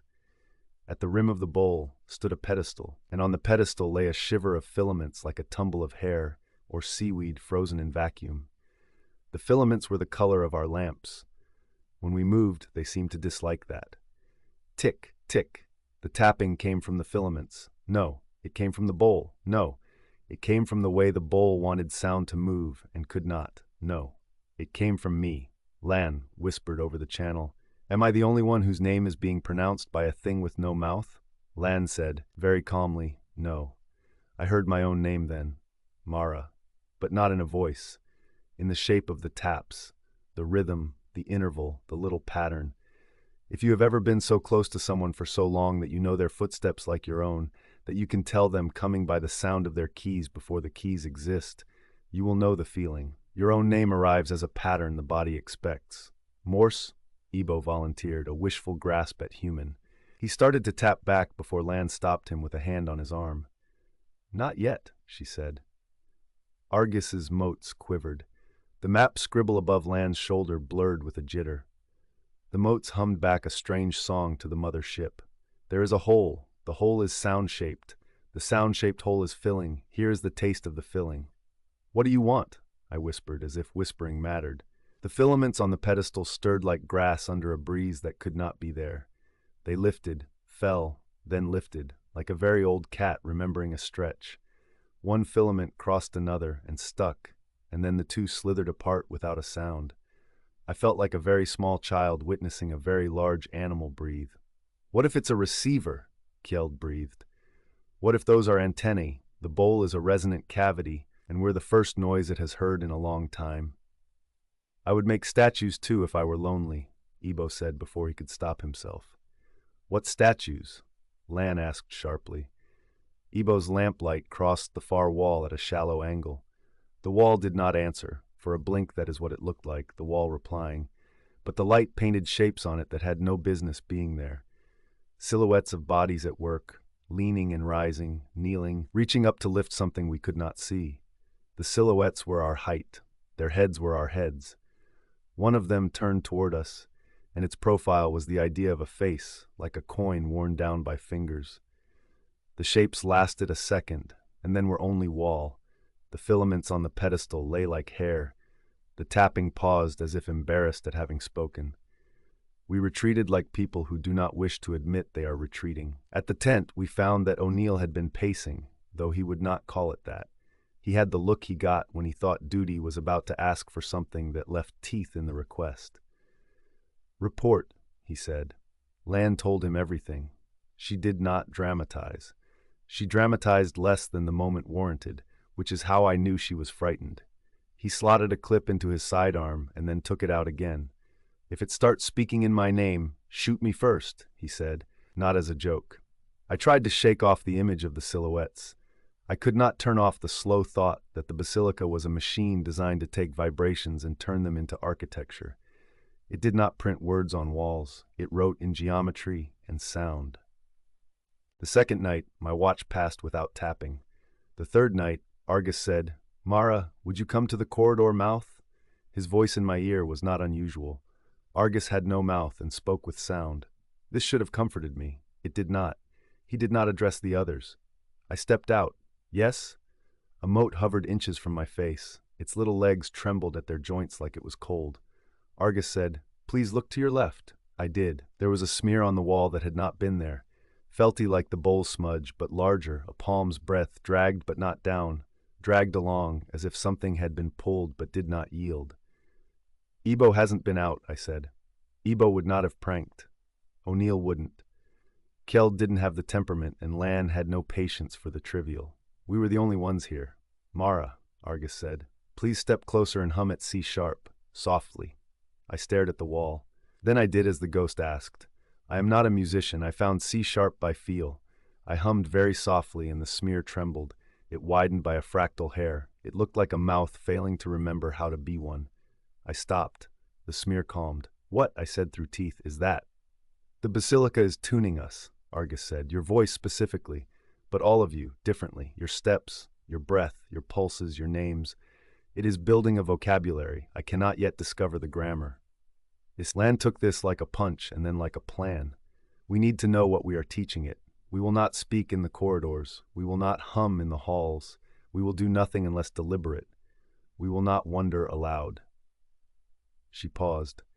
"And we will consider very carefully what it means to ask a question in a place that answers by building monuments." For a while our discipline worked. We moved silently. We wrote. We gestured. We treated the basilica as a library with no books you could turn, only walls that listened. It did not need our words. Doors appeared where there had been none. A grate that had not existed opened onto a shaft that breathed a wind we could not feel. The sound of O'Neill's boots on the floor echoed twice as far as mine, and the echo from his steps came back faster each time, until he lifted his foot and froze, and the sound took one more step without him. Kjeld found a new chamber, and in that chamber there was something like a skeleton and entirely not a skeleton. It was on a table that was not a table but a raised area in a bowl. The shape on the raised area was long and complex and elegantly wrong. It had repeating modules like vertebrae, but the modules were knots, and the knots were braided into a spine made of ropes frozen into lamination. The thing had 4 limbs, or rather, 4 substructures that branched and branched again, like a tree that had grown into being a limb. It had a skull. The skull had no eye sockets, no jaw hinge, but space where one could imagine light falling and being caught. It was not dead, it was failed. Those knots were undone in places. The materials had sunk into themselves, as if the basilica had attempted to weave something and then the warp had sagged. "Did we do this?" Ebo whispered despite rules. He whispered what we all feared. "Did our noises make this?" Kjeld swallowed audibly. "If sound can become architecture here and meaning rides sound, then perhaps meaning can become attempt, like a question turned into a sculpture by a poor student." Argus said, "If you had asked me yesterday, I would have said this was unlikely. If you ask me now, I will say that our presence changes the definition of likely." Lan put a hand on the table's rim like a benediction. "We did not ask for a body," she said softly. "We asked for our creators." "Maybe it thinks the same thing," O'Neill said. "Maybe we are the creators for it. There is a terror in realizing that your God is younger than your species. I did not sleep that night. Breathing felt like a violation. Speaking felt like theft. The next day, O'Neill did not report in at the time. Land deferred panic with the responsibility of command. We followed his repeater coil map and found it nonlinear. The coil's recorded path curved more than geometry should allow. The fiber line we had laid had a slack that did not match its length, as if it had been dialed through a space that had changed scale when looked at sideways. We heard his footsteps before we saw him. A shadow moved at the corridor turn. We called his name on the open channel, and he answered, breathy, irritated, alive. When he turned the corner, his faceplate was scratched. A smear ran along the visor like the smear on the wall. "What happened?" Lan asked. "Nothing," he said, and it could have been true. He looked at the blinked, frowned like he was seeing it for the first time. "I saw something. I reached out. It stuck." His hand, when I took it, was warm. Human. With gloves, warmth is a metaphor, but I felt it through the metaphor, a skin heat that said blood moved under pressure. "You said it my name," he added, as if the basilica had the courtesy of calling a person close before touching them. "It sounded like my mother." "I am sorry," Argus said. "I did not say it." The next time the filaments moved on the pedestal, they did not move alone. A shape like a hand, not a hand, something that learned the idea of a hand from us and did not get the proportions right, rose from the bowl's rim in a trembling of dust that was not dust. It reached toward the filaments with a child's patience and the memory of mechanical precision, and stroked them. The tapping that followed was not a name. It was a phrase with rhythm. If a phrase can say, "Do you know me?" We brought equipment we were not supposed to use. We set a speaker on the pedestal's far edge and let Argus push a controlled harmonic into the bowl. The basilica ate the note and did not burp. The filaments lay very still, and then two crossed again as if in disapproval. "Don't be insulted," I told Argus. "I do not feel insult," he said, and then after a beat, "I feel measured." "What if?" I began, and stopped. "What if?" Lan asked. "What if we are not meant to ask it anything? What if the asking is the thing it wants? The asking is the signal. The asking is the food." "Like a trapdoor spider waiting for vibration," O'Neill said, hand unconsciously on his gun. "Like a throat waiting for breath." We had wondered about creators. The basilica might be one of a network built by something with a longer patience than ours. It might be the instrument that the something used to make us from noise and time. That idea comforted me. It implied a mind with intention. But the alternative had started to grow inside my head, like the opposite of mold. What if it was not a temple? What if it was not a library? What if it was a question that the universe had asked itself and then left lying around? A machine that would turn any noise into a hypothesis. What if it was starving? That night, the tapping returned. It was louder.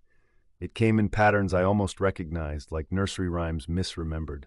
My name occurred 3 times. Ebo's occurred 6 times. Keld's never did, and Keld looked briefly offended and then relieved. I went to the bowl. This was not protocol. I rationalized. I would not touch. I would not speak. I would hum only if asked. I went because sleep had turned me into something that could not remain under the tent roof. The bowl was brighter in our lamp wash. The filaments shook. "Mara," Argus said, "return to the tent."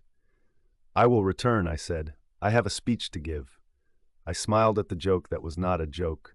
I had rehearsed words out there between Neptune and this, words for creators who might recognize my mouth as something like theirs.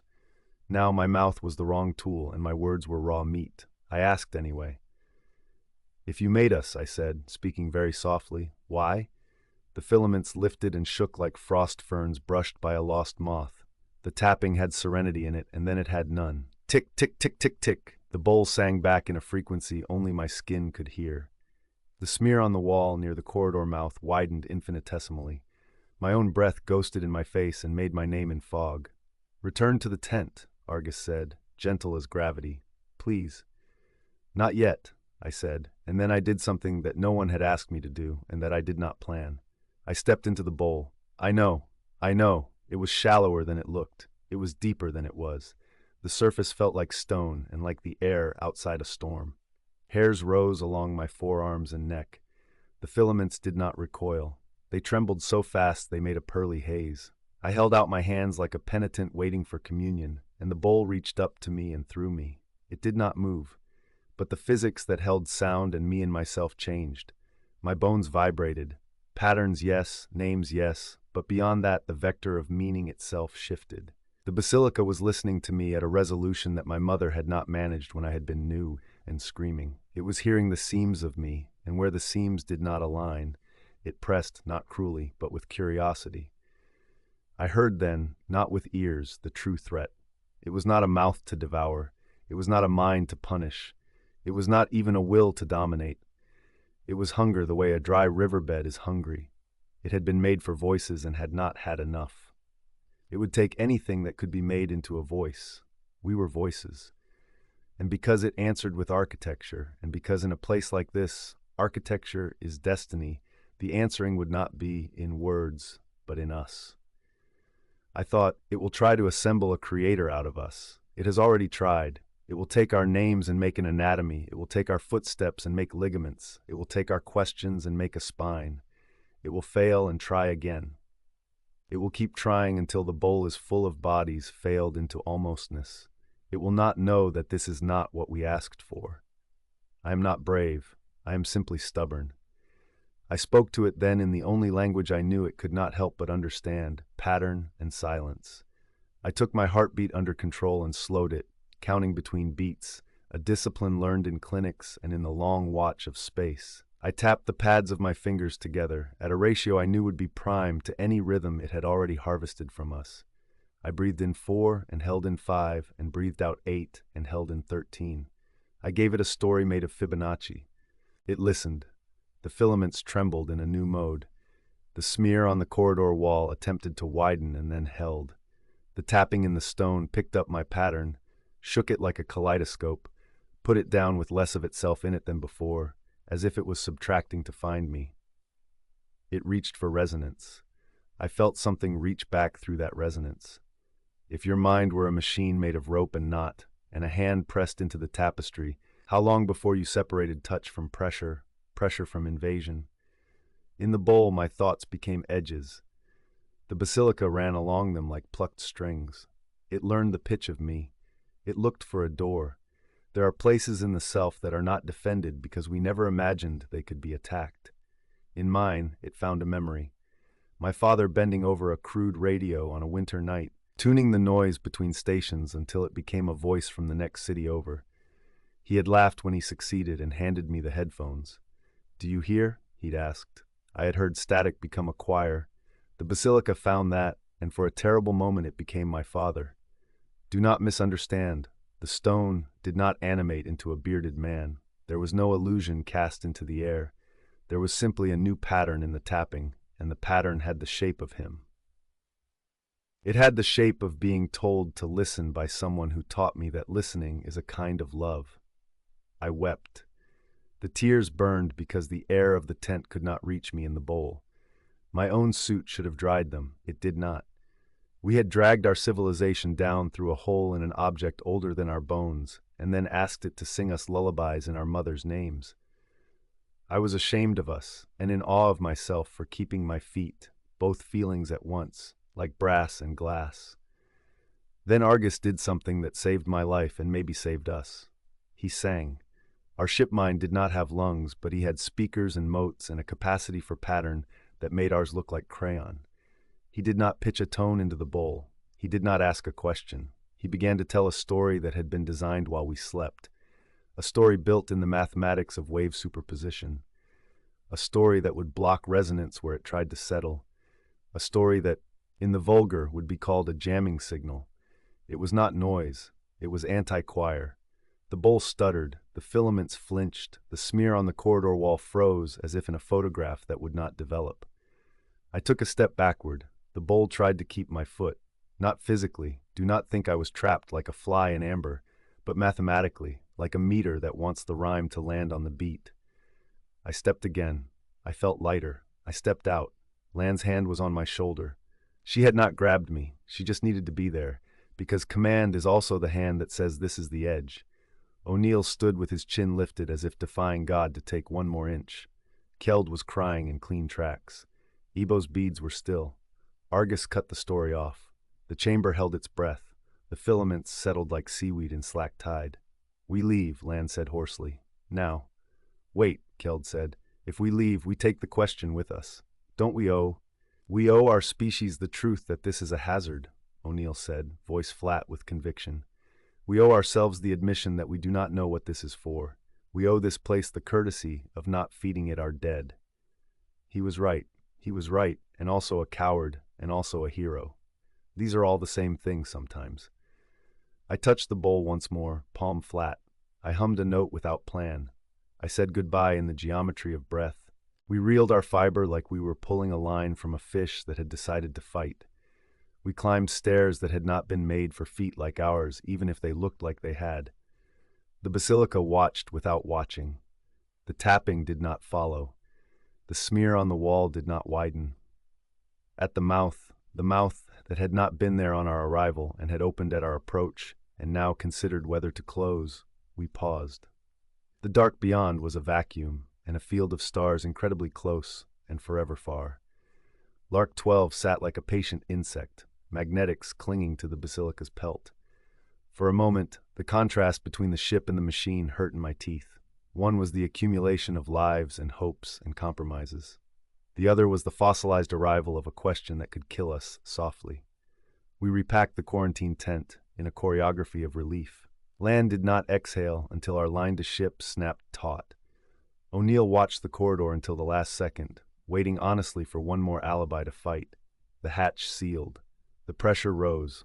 The smell of our ship was a god in its own right. Lan made a call no committee would appreciate, and that history would memorialize however it liked. She mapped our path back to Neptune at a burn that scrapped our original plan and left us with a list of favors we would owe to 4 different agencies.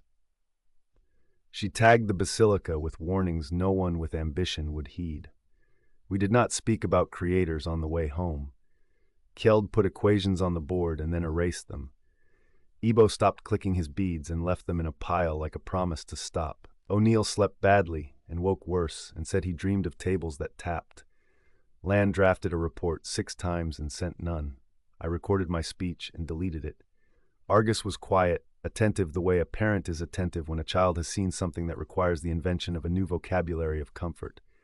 On the 7th day he said, "Mara, would you like to hear my conclusion?" "Yes," I said. "I think we were made," he said, "but I do not think the basilica made us." "Then who did?" I asked, not because I expected an answer, but because we are built to ask. Perhaps that is the only true creation. "The question," Argus said simply. "The question made us. It made the first humans look up from their fires. It made the ones after build engines, arrange wires, drain swamps. It made you rehearse speeches to an empty window. It brought us to the basilica. It made whatever made the basilica, if anything did. It makes things. It may also unmake them if they mistake hunger for love." I cried then, not for fear and not for relief, but because I had found the edge of an idea and it was sharp. We had gone to the far dark, found a mouth, and been told to listen. To ourselves, perhaps, or to the way asking carves a bowl in the world that something will eventually fill. I kept a final fragment. On our last pass by the basilica, as Lark 12 undocked, my suit recorder picked up a sound too low for speakers. It was a tapping in a pattern I had taught the bowl the night I stepped into it, a series of primes I had laid down like stepping stones. The pattern had been eaten by Argus's stories and my fear and the ship's cough and the distance between creatures born of sea and something born of vacuum. And yet, underneath all that, the basilica tapped it back, very softly, as if the universe had learned a word and wanted to make sure I knew it had. Tick, tick, tick, tick, tick, tick. Do you know me? We left. Years later, when I teach, I tell my students, ask carefully and listen harder.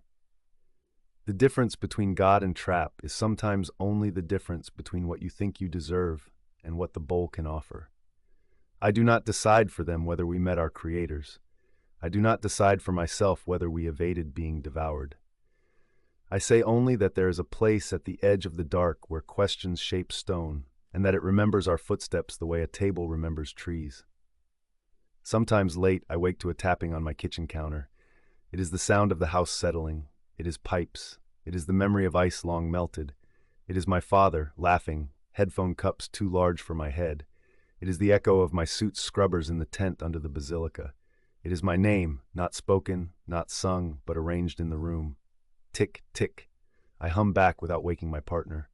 I count my breath in primes. I give the night a story in the only language the night can take. I do not know if anyone hears. I do not know if hearing is even the word. I do not know who made me. I have learned to be content with the shape of the bowl and the patience it asks. On certain winter mornings, when the sun comes late and the house holds sound as if it were a church, I think I hear a reply from a place too far to contain. Not an answer, exactly. Not a word. A pressure change, a softening, the idea of a door, a hand made of dust and knot, and impossible patience reaching gently toward my filaments. I make tea. I say very softly, "We will listen." And the world, unoffended, continues. I used to think the sun was the one thing in our lives that didn't do surprises. There were soft surprises, sunrises that came in over the brown haze of a summer city or flared between the snow-cut teeth of mountain ridges, but never the kind that snapped a bone, never the kind that made the worlds go quiet. Until that day. We were on our return leg from the L1 maintenance loop, our little skiff a bead of tin and composites between the earth and the brilliant white rind of Helios Crown. We'd been out 5 days, patching a cryopump, swapping gyros, nursing the passive radiators like gardeners among leaves of mirrored light.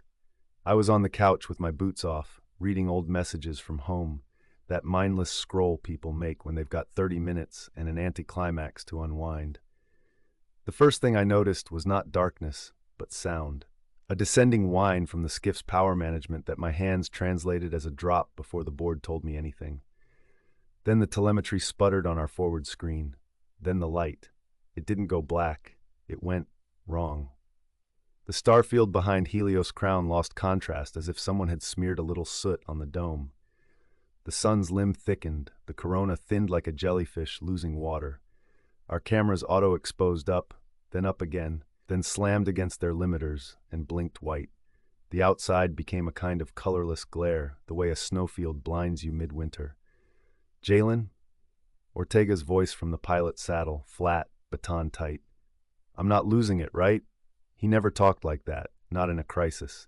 He was a man with edges rounded off by 48 missions and the indifference of space. But there he was gripping the armrest, and I could see his knuckles make islands. I pulled myself forward on the rails, strapped into my station, and asked our sensors for the sun's power.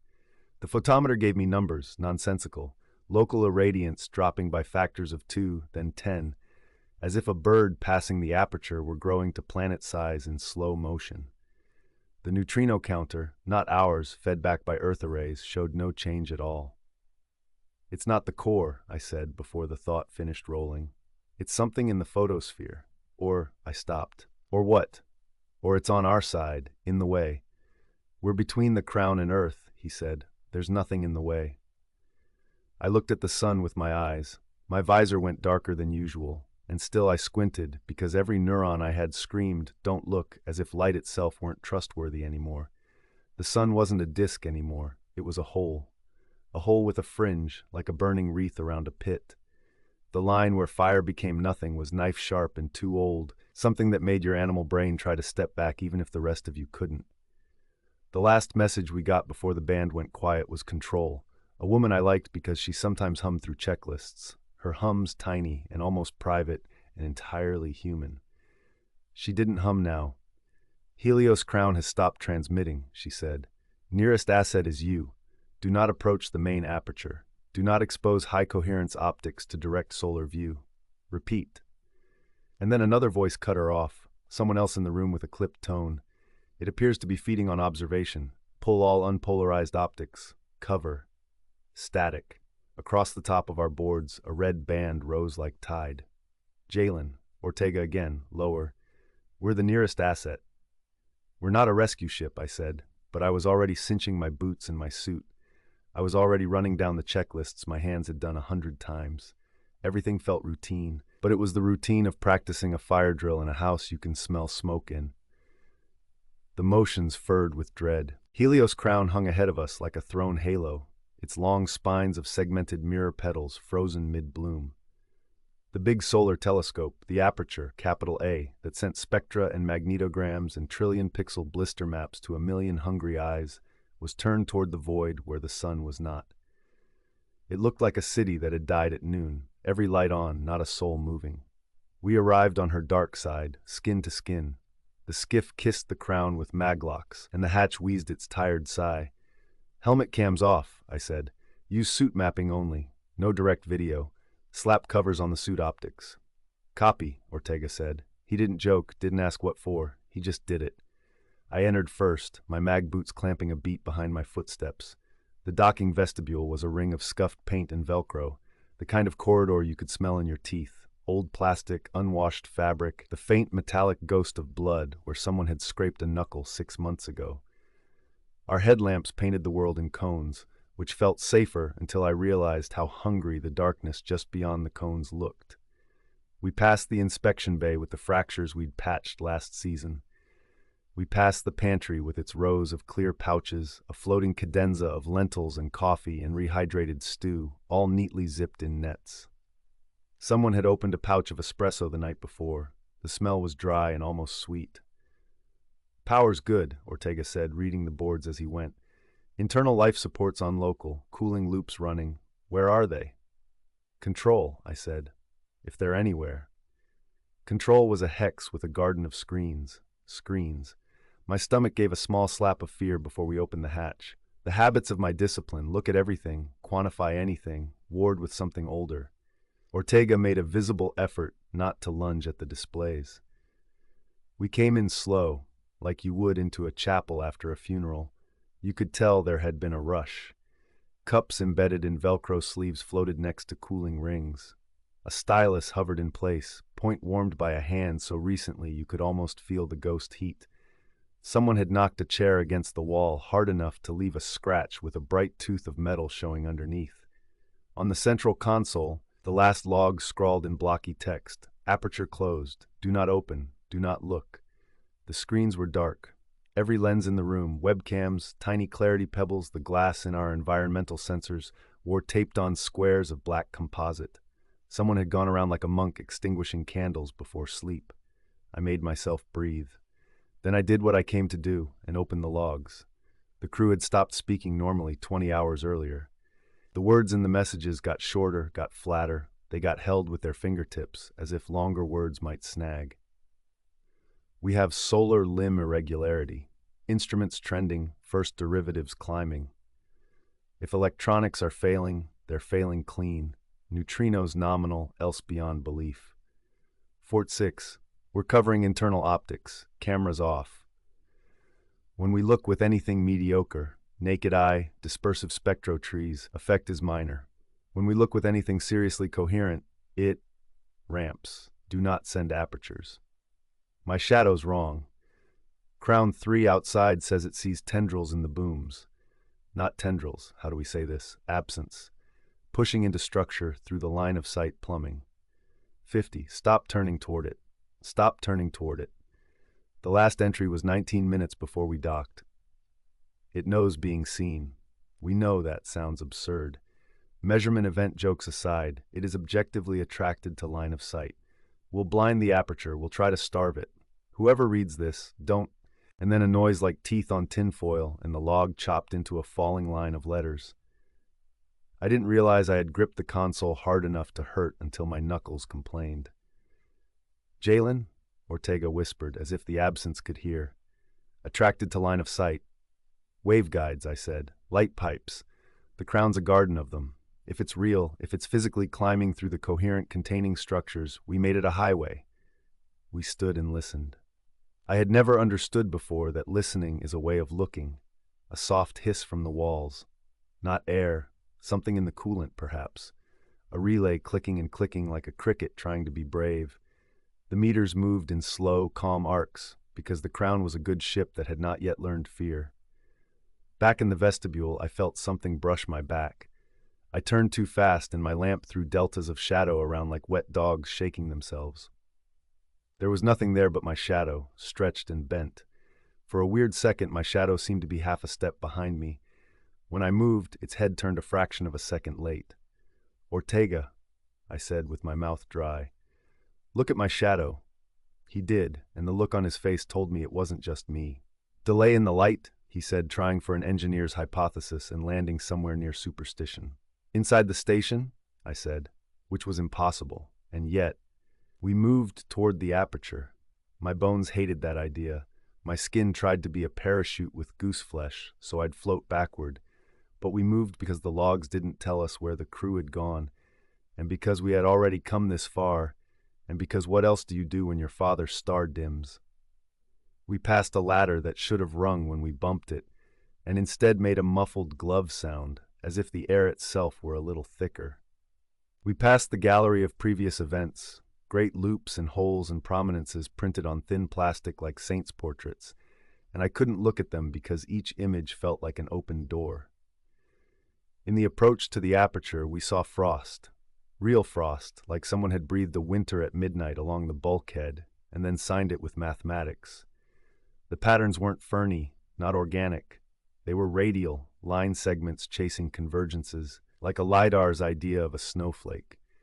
The frost melted at our headlamp's edges, and when the drops ran, they cast weird, angular shadows. The door to the aperture chamber was propped with a wrench, and every superstition in me knew the wrench had not been meant for that. The inside smelled like hot metal and ozone and the sourness of burned insulation. The aperture was a great flower of mirrors on rails, now turned to face away from the sun. Its throat was capped by a composite disc half the size of a house, the blindfold. The blindfold had been bolted on with speed and desperation, the torque values done by hand and hope, some bolts cross-threaded by people who couldn't afford to undo them and try again. Someone had written "don't" on the disc in grease pencil. The far wall held the high coherence lab. Lasers, oscillators, breadboards, little gardens of lenses poised on insect-thin posts. Most of those lenses had been smashed. The floor glittered with ground glass like a frozen pond under starlight. Ortega's breath in my ear. They fought it with hammers. I found another log on a tablet hooked to the blindfold bolts. The Crown's captain, Annika Bjornsdottir, someone I'd had tea with 2 months ago while we calculated thermal bleed, looked into the lens with a face that had been beautiful and was now only efficient. Her eyes had dried rings around them, as if she had been living in a wind. "We did not open the aperture," she said quietly. "It opened itself. It knows what we use to look. We are assuming an entity with some non-local characteristic. It moves on the fact of a measurement. It traffics in attention. If we point, it climbs the point. If we do not point, it paws at the door. We've blinded the big eye. We're trying to starve it. We're going to—" A sound like a match being blown out, but vast. The frame shook. In the video, the shadows in the room lunged toward her and then flowed back like a sheet. The log cut off. I stood very still. The room didn't feel malevolent. It felt expectant, like a theater right before the lights go down. "Leave," Ortega said. "We've seen enough." I wanted nothing more than to nod and reach for the skiff. But there was that thing in me that brought me into this profession, the thing that had sat on kindergarten floors and taken apart toys to see the gears. That part of me, call it curiosity, call it compulsion, call it a tiny argument with the void, nudged. "We need to know if the blindfold holds," I said. "If it doesn't, we warn Earth with more than a scream. And if it doesn't," he said, "we might not get to scream." Gently, as if approaching a sleeping animal, I asked the blindfold bolts for strain. They were warm, almost feverish, but their load was within reason. Gently, I asked the rails if anything pressed from the far side. The rails vibrated in micro-hums, like the throats of instruments a room away. I felt a pressure in my ears, like when your plane descends too fast. I swallowed. The pressure stayed. In the corner of my visor, the suit's diagnostic gave me a tiny polite alert. External temperature dropping. Our lamps dimmed a fraction. Not much. Just enough to make me feel as if a child had stood in front of them. Ortega tapped his helmet, reflexive, and then pointed at the far wall. His shadow had gotten longer. My brain said lamp geometry, and my spine said run. We backed out, slow and formal, not turning our backs. The frost behind us had grown. You could watch it grow if you wanted to make your mind a drum. We did not watch. On our way back through the gallery, a figure moved at the end of the corridor. I can write that sentence now and keep my fingers calm. I can even parse out the sensation of it. First the motion, then the mind-mapping human, then the recognition of familiar. But in the moment there was only a clicking together of old bones in my body. It wore a suit like ours. It had the crown patch on the arm. It moved stiffly, head not quite tracking the way head and shoulders are meant to. "Captain?" I said, and the word came out as a child's plea to a departing parent. The figure did not answer. It took 2 steps toward us and then 2 steps back, like a film playing wrong. My lamp swept across its faceplate and there was no face. Or rather, there was a face if you accept a face made of what the lamp couldn't illuminate. My brain tried to fill it like a child shading in a coloring book and failed. The absence drank my lamp. Around its edges the world pixelated as if it had stopped the flow of photons and the rest of the universe was trying to work around it. Then it was closer. "Back," Ortega said, his voice hard now, a thing to step on. "Back." I stepped. My boot missed the rail. I windmilled, caught myself on a grab handle, and in the second my beam swung down, I saw that the figure had no shadow. Or it had too many, all delayed, all a little slow. "Not a person," I said tearfully. I hadn't meant to cry, but there were tears in my nose, the kind that make you feel 6 years old and feverish. We did the ugliest, least military retreat in the world, half lunges and prayers. The docking vestibule was a blessed oval of painted metal. The skiff was a womb. We cycled the hatch and fell into the cockpit and tore the covers off the boards with our gloves and punched a sequence that should have been measured and was instead ecstatic. Go. We got 1 meter of separation. Then 2. Then the magnets let us go with a sigh. We cleared the crown's curve and saw the sun, or saw the place where the sun had been. The corona was thinner now, like breath on glass. A pale light washed the skiff that would have felt like moonlight if moonlight were sick. "Transmit," Ortega said. "To whom?" I asked, but I sent anyway, all bands. I sent the logs. I sent a description with the clinical calm of someone whose brain retreats behind glass. I sent "do not point the big eyes at it." I sent "do not send line of sight." Then I sent again because the first time felt like speaking in a storm and I wasn't sure anyone had heard. The comm gave us a single reply, a dying gull of a thing. "Pair observing our link," and then "K at it."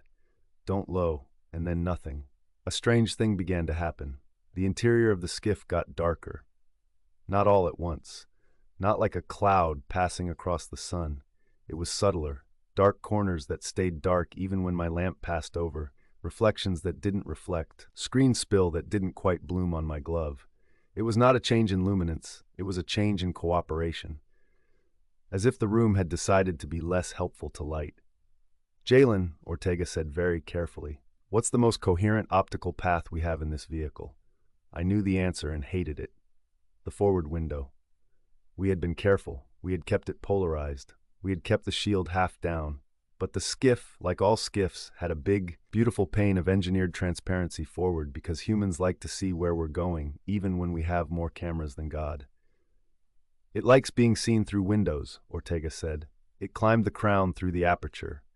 And we both looked at the window. The window did not look back because windows don't. But if a window could, ours would have been staring like a startled animal. I moved without deciding. I grabbed the emergency paint bag, a pouch of aerosol that was meant to mark extravehicular equipment, and I tore it open and sprayed the window like a lunatic. The instant the paint hit the pane, the room got lighter. I could feel it. It was as if I had been holding my breath in a quiet room without knowing, and now air moved again.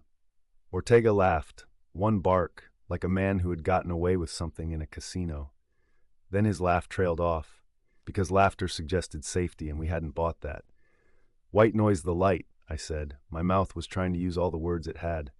"Scatter, degrade coherence, it can't climb fog." "We don't have fog," Ortega said, practical by habit in a way I loved him for in that moment. "We have the environmental mister." My hands found the switch. Every cockpit can be flooded with water vapor to amp humidity for throat health in long burns. We flooded ours. The skiff turned into a rainy cave. The lamps came back to themselves. The corners stopped being so stubborn. The crown floated ahead of us, beautiful and ruined, blindfolded like a child who refused to see. I thought of Captain Bjorn's daughter and her efficient face and wondered where she had gone when the shadows had reached for her. Had she become one of the slow shadow people? Had she done something smarter and gone somewhere I could not imagine? Earth, Ortega said. Every telescope. The picture of it hurt. The big dishes, the little amateurs, the ring of satellites, the ones in basements, the ones kids pointed from dorm roofs. It wasn't just that they would look because that's what we do when something strange happens to our sky. It was that their looking might be the rope it used to cross. Neutrinos, I said, a ridiculous beeline thought. But once a thought starts, bees you may as well see where they go. The Crown has a beta beam experiment in the lower lab. They were playing with directional neutrino messaging with the small reactor. The idea was nuts, but so is today. You want to send a warning with something that doesn't use light, Ortega said. Something it can't sniff. I nodded with my whole body. I could feel words moving through me. We must close our eyes to keep the night out. We must tell everyone to close theirs too. Then we need to go back, Ortega said. Men like to tell you that they're brave in big ways. I watched Ortega say we need to go back with his pulse drumming visibly in his throat, and I put my hand on his shoulder and then moved it off because there were things touching people can't accomplish in suits. The Crown welcomed us back like an empty church. Our boots kissed her ribs. The frost had crept a little further. The long math snow crystals probed the air as if tasting it. We knew the way to the lower lab because we had replaced coolant feeds there last mission and cursed the cramped angles. We moved like people who do not trust the floor to stay the floor. Halfway down the ladder I saw a shadow move above me, and it was mine, but it was not where I was. It delayed. It caught up. The delay was almost gone now, as if the world were finishing a process it had begun. The lower lab was a ship in a bottle of mad science, a tiny reactor in its armored bell, long tubes with gas spun faster than common sense, detectors praying at the edges for something not meant to be caught. The neutrino experiment was a child's first tower in a windstorm, elegant but not expected to survive harsh weather. We didn't need elegant, we needed loud. Power? I asked. Ortega flicked, checked, flicked again. We can take it from the Crown's spin sinks. We'll bleed momentum and get 30 seconds of push, max. The idea of bleeding the ship's spin to scream a warning into the universe felt appropriate. We were burning our balance to speak. I fed the reactor the codes it would accept from a stranger. I whispered to it in the language of caution. It listened like an old dog. The beta beam horns woke with a cough and then a snarl. The detectors said maybe. Good enough. I encoded the simplest message I could imagine for the simplest detectors. Stop looking. Blind optics. Do not point. Then I stuffed it with repetition. Then I added do not use lasers because people love lasers, and because of course the first thing everyone would do would be to ping the hole with 1,000,000 atometers. Then I added coordinates, timestamps. Then I added a curse in plain text. Listen. The moment I hit transmit, the room got colder again. You will tell me it was the thermodynamics of operation. You will say we burned momentum and the sinks sucked heat and the local environment chilled. You will be right. And also, the frost flowed toward us like a thing that had smelled food. The white crystals on the lab edge scrolled forward like writing. My breath fogged the glass of my visor. My headlamp dimmed a fraction, then a fraction more. Ortega said, very calmly, it's following intensity gradients like a plant follows the sun, but it's following attention. The way we focus power to transmit is a kind of looking. Noise it, I said. Shake the beam. Make the transmission a blur, make looking a smear. He did things to the controls with hands that should have been shaking too much to do them. The beam blurred. The room brightened back one shave. We got our 30 seconds. It always feels too short when you have something to say. We stuffed meanings into each microsecond like thieves. We cut power. The beam horns spun down. The frost stopped its eager advance and watched us with facets like tiny blind eyes. Now what? Ortega asked, and I saw that he wasn't asking a tactical question. He was asking the kind that sits at the bottom of people. What is our posture toward the world now? We blind the Crown, I said, because the alternative was leaving her as a lighthouse, and this was a place of metaphors with teeth. We make her deaf, we make her dumb, we black out everything we can. We smashed more lenses, we sprayed more paint, We covered little status LEDs with hunks of tape like parents soothing toys at bedtime. In control, I took a deep breath and did the hardest thing. I shut down her eyes. I killed the screens not with a command but a breaker. I silenced the little cameras that had watched us work and be human. When I was done, the room felt like a burnt theater after an evacuation. At the aperture, I checked the blindfold bolts again. They were cooler. I don't know if that was physics or wishful thinking. I tightened one. It squealed like an animal. I apologized to it out loud because the world had got to the place where you apologize to metal. On the way back to the dock, we met the figure again, or something like it. It was at the end of the corridor, just where the light fell off. It moved with that wrong film lurch, and when I pointed my lamp too near it, the edges of the room jittered like sketch lines that have not yet decided to be a drawing. "Do not give it anything to climb," Ortega said, and that was the kindest way to tell me not to center my lamp on it. We did not. We walked sideways like crabs and did not put it in the middle of our vision. In the skiff, we sealed. I let out a breath long enough to make me feel emptied. Ortega's hands shook then, after the work, the way you shake after you've been steady for too long. We burned to break, a pulse of ion that was more a prayer than a plan. As we swung the crown out of our immediate view, the sun came into the corner of my eye. I could not help but look. Humans can't help but look at the thing that made them. It was brighter, not normal, not the customary god of our parents. But the black rind at its edge had thinned. The wreath had reasserted itself. The white crown looked like a living thing again instead of an obituary photo. "Maybe it had its fill," Ortega said. "Maybe we built it a door and then boarded it up." "Maybe for now," I said. We wallowed in silence then. The skiff hummed little noises that were suddenly so sweet my throat hurt. Pumps, fans, valves, all the little domestic loves of a machine. We expected Earth to answer. We did not expect them to do it with light. 2 hours later, long enough for our path to change, long enough for our heads to ache and our knees to scold us, Earth blazed. Not from the Terminator line, not from the cities or the storms, but from a single spark like a flashbulb on a night beach. The particle alerts screamed.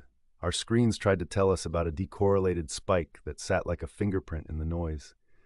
I didn't understand until Ortega said with wonder, "That was a neutrino reply." Below us and above us, someone had listened. We read it in pieces, assembled it the way you do a whispered sentence in wind, copied. Blinding arrays, spreading word through grid and amateur nets. No lasers. Keep talking. I didn't realize until then how cold I had been. Warmth moved into me with the knowledge that the great warm animal of Earth had heard its children tell it to close its eyes. The skiff slept us in shifts. The first nightmare I had was simple. A big window filling with a simple dark, and the knowledge that it loved being looked at. The second was subtler, a streetlight whose pool of light moved when I blinked. We came home on the long arc. The sun recovered, or rather, the sun continued doing what it had been doing all along, and the thing that had been in the way lost interest or lost traction or lost our attention. We learned later that people had covered lenses with tape and sock and thumb, that whole observatories had turned their domes to grass, that small boys had screamed at grandfathers to stop pointing their field glasses, that cities had blinked advertising boards and chief engineers had pulled power to them because the brightness of an LED wall is a kind of eye. We learned that the amateur networks had responded like capillaries, doing what veins cannot. We learned that one man in Ukraine had painted his whole greenhouse black as a kind of votive offering because he could not get to the observatory he loved. We learned that the first image anyone had posted to the net after the blackout was a picture of a child's eyes behind a sleep mask. Home was a gray hangar and the faces of people who smiled with their whole skulls. They hugged us like they were greeting survivors when what had really survived was something we couldn't see. I slept in a normal bed that night, or I thought I did.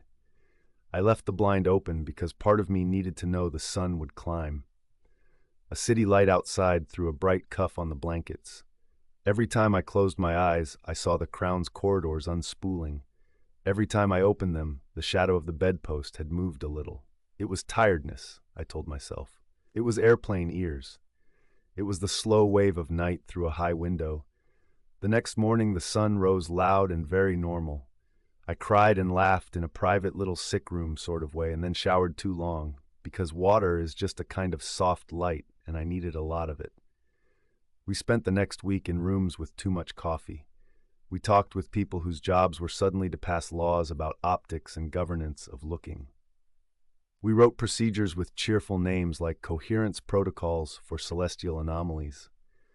We argued about whether an entity can move along attention and whether attention is a thing you can calculate and whether a camera lens is an attention in a way that matters. We had a day where we treated the names like spells and refused to say them. We went back to Helios Crown, not right away. Months later, after we had built more blindfolds and more dishes that could be made stupid with a single throw of a switch, after we had written the otter steps into the checklists, cover the lens, make the light messy, treat your shadow like a rumor. We found the captain's ring. We found 3 suits, empty. We found tapes with voices not unlike ours, the way people talk when they've been in the machine too long. We did not find the figure that had tried to wear a body. Perhaps it had dissolved. Perhaps it was always an effect. Perhaps the word "it" slides off it like water off foil, and that's the wrong way to think about it entirely. Sometimes on mornings when the sun comes up too clean, I get the sensation of a pause. The way a performer waits for a cue that doesn't come. The world looks up, the stage stays dark, we carry on. I still wake at odd hours. I still stare at the ceiling.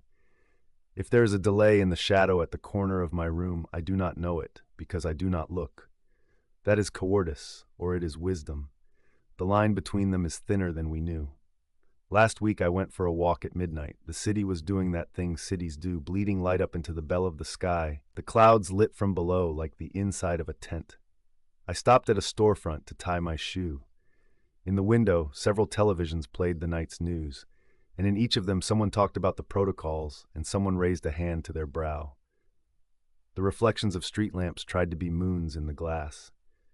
For a second, one of those reflections didn't move when I moved. I felt my animal brain come awake like a candle in a closet. I did the thing we had written for that moment. I took out a marker. I drew a big crude cross of ink on the window. I broke the coherence, the beautiful plane of it. It occurred to me then that some vandalism is a kind of prayer. I went home. I did not open the blind. I slept. On clear mornings now, when the sun comes up as it used to, I stand and let it fill the room. I remind myself that whatever else happened, it did not take our star. It did not learn us so well that it could keep our days. We may have given it a language the size of a glance, and maybe one day it will speak back in fluency. Maybe what we did was not to fight a monster, but to negotiate with an ocean. I can live with that, most days. And on the others, I keep a can of paint by my window, within reach, as you might keep a fire extinguisher. It is an ugly color, matte, light-killing, hateful to art. It is the color of closing your eyes on purpose. Because some nights, in the deeper quiet before dawn, I think I hear a sound like frost writing. It's soft, and it's patient. It's the sound of something that loves our attention the way a wolf loves heat. When I do, I don't look. I say out loud, into the room, into whatever passes for the world's ear, not today. And the world, dear as it is, turns in its sleep and lets the light in anyway.